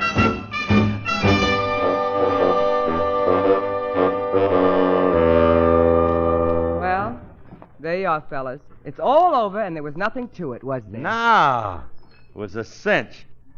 You know, those doctors are pretty clever. You don't feel a thing. How do you feel, Remley? Great. Just think, Curly, I gave a whole pint of my blood to help somebody else. I'm quite a guy. Well, I gave a pint too, you know, and I'm just as proud of it as you are. Hey, Alice, you don't know what it feels like to give part of you to somebody else. I also gave a pint. Yeah, but that's women's blood. That don't count. And just think, Curly. Today we gave our blood, and tomorrow they'll be using it to help a couple of soldiers. Or they might give it to 2 little kids who need it. Yeah. Hey, Ram. Huh? I can just see those 2 little kids walking along with our blood in them. The same blood that flows through our... Hey, Remley. What? Do you think we did the right thing? Those kids are young. They'll outgrow it.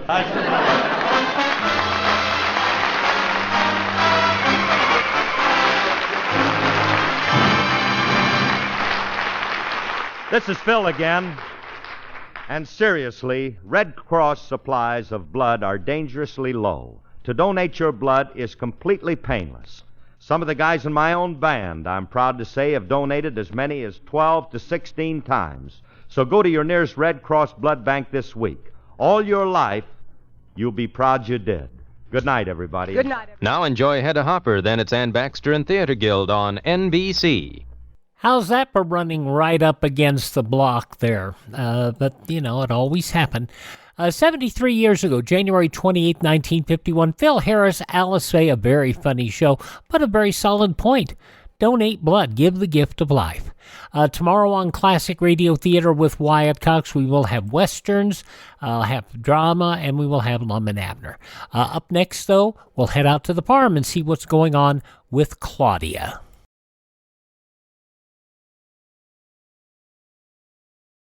Civil Defense has now located fallout shelter spaces for more than 165 million people. But that still leaves many millions to go before we reach the ultimate goal of fallout protection for everyone. We can build to that goal not by constructing expensive special shelters, but by simply making sure that fallout shielding is built into new schools, apartments, industrial and municipal buildings that will be put up in the next few years. That way, we can gain additional fallout protection in new buildings without wasting space at little or no additional cost. For more information, consult your local civil defense director. By the way, if you're building a new home, go check out CivilDefenseMuseum.com. CivilDefenseMuseum.com.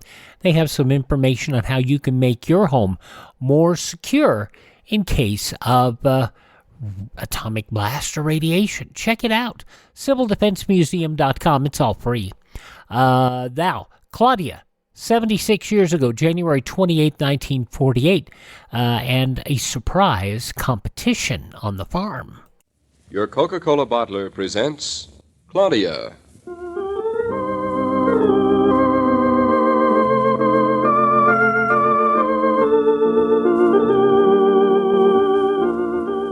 Claudia, based on the play and novels by Rose Franken. Brought to you, transcribed, Monday through Friday, by your friendly neighbor who bottles Coca-Cola. Relax, and while you're listening, refresh yourself. Have a Coke.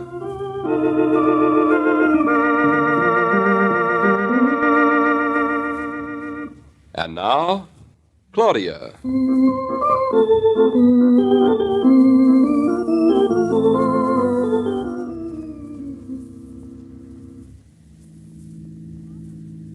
David, do walnuts come from a walnut tree? What do you suppose walnuts come from, a chestnut tree? Could be. Don't you know the difference between walnuts and chestnuts? Oh, sure. I was only wondering if Mr. Tucker's walnut tree was the kind of walnut tree that walnuts come from, or if they just called it that. I don't doubt for a minute that this is a real walnut tree with real walnuts. Then I don't think Mr. Tucker was very fair to make you give it back to him. But, darling, you said last night you didn't like walnuts anyway.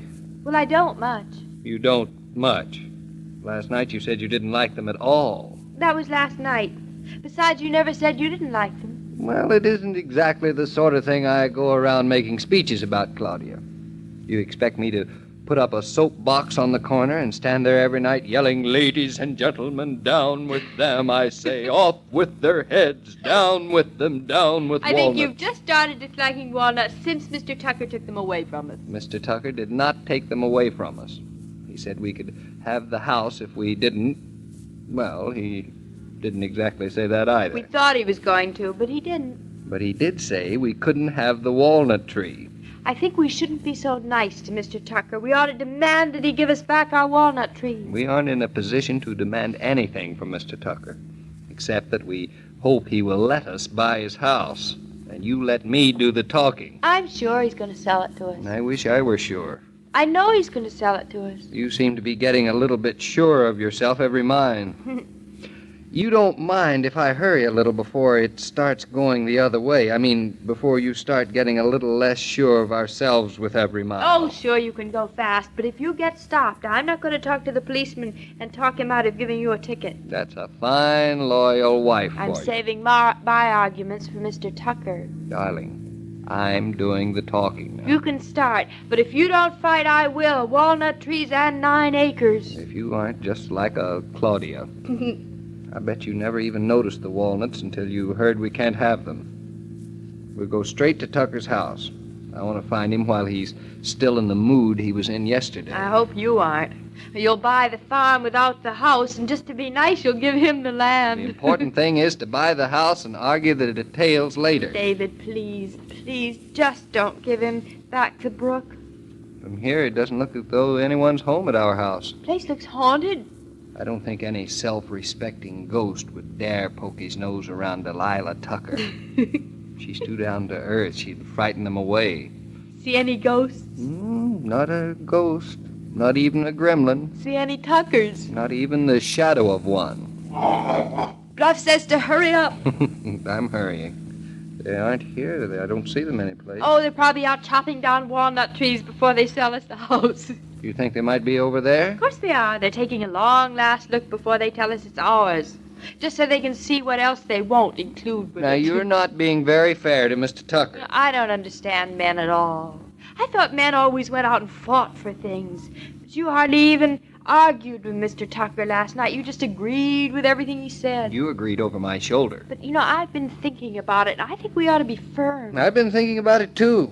I can't decide which it is you really want, the farm or the fight. Look at it. I feel about the house just the way I feel about you. The more I know about it, the more I'm going to be attracted. Is that how you feel about me? Yes. And the more I'm attracted, the more I wonder why I didn't have the sense to know all about you before. What a sweet way to feel about me. And about the house. Don't forget about the house. And the house can't ask questions. Is that Mr. Tucker's car over there? Where? Over there. It certainly is. Is the other car Mr. Tucker's car, too? I didn't notice the other car. No, that certainly isn't Jared Tucker's car. Unless he's just struck oil in his backyard. Whose car do you think it is? David, there's a chauffeur. Yeah, I know. I saw him, too. Do people around here have chauffeurs? I thought this was farmland. It has a New York license. That car doesn't belong here. Not yet, anyway. Better see who it is. Now, Bluff, you stay out of the house. What would you do if some plaster fell down on your head? I don't think you've got brains enough to duck. If he hasn't got enough brains to duck, then the plaster won't hurt him. That goes for you, too. Fooled you, I ducked. Well, dear, you'd better come here and beard Mr. Tucker in his house before it's too late. Beard him in our house, you mean? I hope that's what I mean. Where is he? The door's closed. Well, knock. What are you waiting for? Look at it. Isn't it a magnificent door? We haven't got time for that now. Mr. Tucker probably isn't even going to include it anyway. He'll probably put in a revolving door he has stored in the attic. Where is he? Not locked. Then open it. Mr. Tucker? Oh, Mr. Tucker! Al? Oh, Mr. Tucker, it's I. It's me. Shh. Mr. Tucker, it's I, David Norton. Ah? He's coming. He's on the stairs. There's that squeaky spot. Oh, hello, Mr. Tucker. My wife and I decided to come up today and see if we couldn't get this whole business settled. You're not trying to hurry me, are you, young feller? You and Delilah, you're all trying to hurry me. Well, it's a good thing you can't do it, I say. Mr. Tucker. Oh, she's calling me, too. Oh, Mr. Tucker, you've left me all alone up here. No harm in it, Mrs. Reed. I'm talking to a couple of other city folks. Mr. Tucker, who is Mrs. Reed? She's town folks like yourselves. She's got a hankering for this place. Just listen to her. Well, I must say, Mr. Tucker, it's rather a strange way to show a house, walking off and leaving the prospective purchaser alone in the attic. I must say your behavior is not only rather strange, but you have a very peculiar way of talking. Sense of humor, shall we say? Shall we say? Now, see here, Mrs. Reed. You come here to talk about buying the house. I'm ready to talk, and let's leave all these others, as shall we say, out of it. Buying the house? Mr. Tucker, I don't feel that these people this is the proper circumstances. I mean your friends. No, don't give that a thought, Mrs. Reed. These are city folks like yourself. Maybe you know each other. This is Mr. Norton of New York, and this is his wife here. How do you do, Mrs. Reed? Hello, Mrs. Reed. Good morning. Well, isn't this cozy? Norton, you aren't by any chance related to Julia Norton? Well, it just so happens that we are. She's my brother's wife. Really? Oh, isn't that nice? Well, my dears, shall we say this is the most outrageous house you ever saw?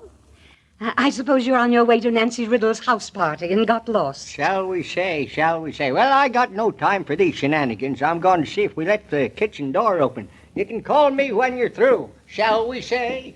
You know, that ridiculous man thinks someone might want to live in this house. We think it's a very nice house. Yes, it's a real salt box. It was built in 1760. Certainly looks it, doesn't it? Of course, I do think something rather charming could be made of it.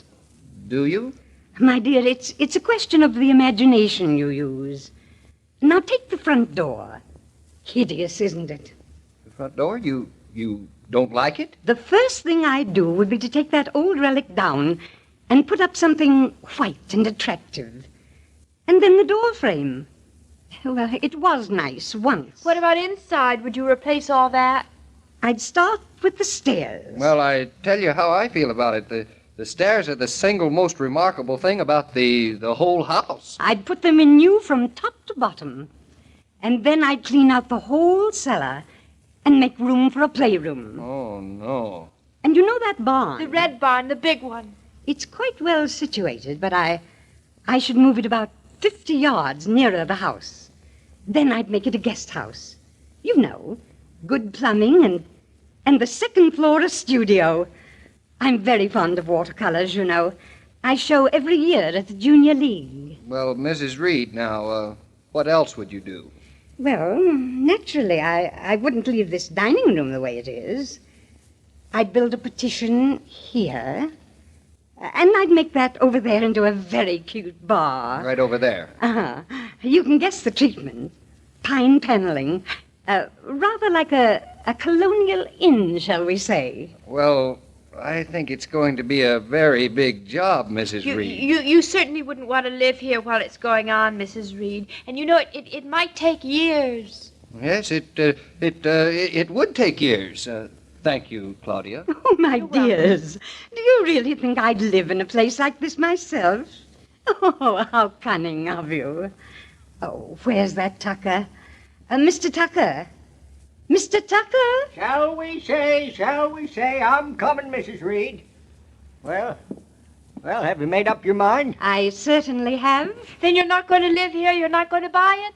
Of course I'm not going to live here. I've just bought a perfectly adequate place down the road. Perhaps you know it. It's that rather large white house on the hill. The Leach Place. The Leach Place? Oh, yes, the Leach Place. That's a very nice house. I think you've made a very wise decision, Mrs. Reed. My dears, you're so right.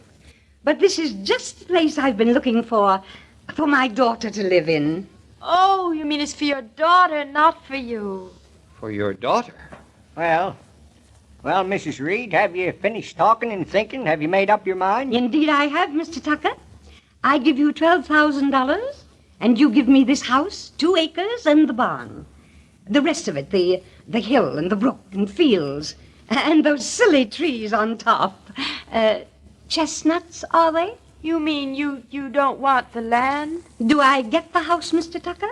Well, Maybe you do, Mrs. Reed, and then maybe you don't. I got to think the whole thing over, and I don't like being hurried now. No. I'll let you know tomorrow. Well, I'll wait 24 hours to hear from you. Goodbye, Mr. Tucker. Goodbye, Mr. and Mrs. Norton. Goodbye, Mrs. Reed. Now, what can I do for you, Mr. Norton? I beg your pardon? What can I do for you? Well, since that's 78 acres less than we want at the same price, I guess there's nothing you can do for me. Come on, Claudia. Say, wait, I ain't made up my mind yet, Mr. Norton. No, but I can see you're making it up now, aren't you? Goodbye, Mr. Tucker. Well, goodbye. You city folks sure do like to do things in a hurry, all right. It's bad enough to think of her getting the house, but when I think of what she's going to do with it... She can't even tell walnuts from chestnuts. Help me, somebody. This big beast, take it away. He's frightening me to death. How can I leave here with him anyway? It's bluff. He's growling at her. Growling, that clumsy old dog. Why doesn't he eat her?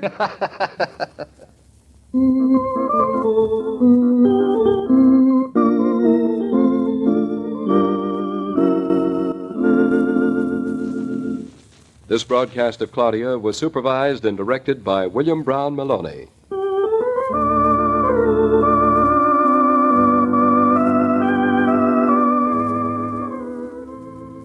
When you order a case of Coca-Cola, just think what those 24 bottles can do.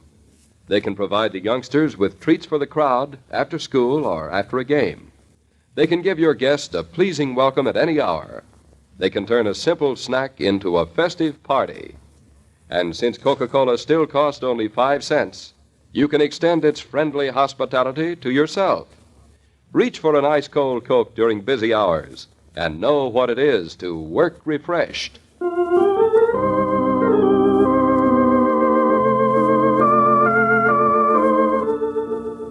Every day, Monday through Friday, Claudia comes to you transcribed with the best wishes of your friendly neighbor who bottles Coca-Cola. So listen again tomorrow at the same time.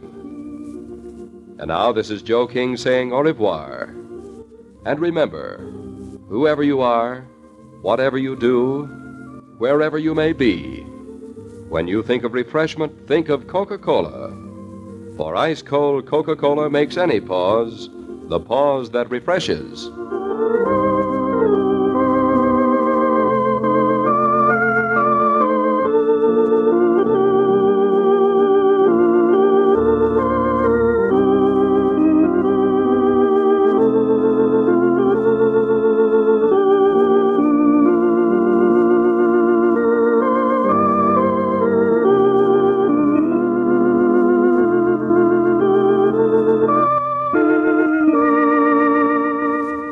Back to the days when there was a Coca-Cola bottler in every town of any size.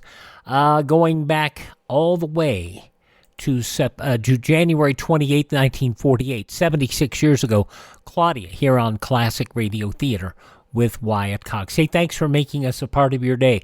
Westerns tomorrow with Fort Laramie and Gunsmoke. Crime with Casey Crime Photographer, Gangbusters, and Let George Do It, and the whole Lum and Abner mess down in Pine Ridge. That's coming up tomorrow. We thank you for making us a part of your Sunday. Have a great day, and we will see you with our Monday edition of Classic Radio Theater with Wyatt Cox. See ya.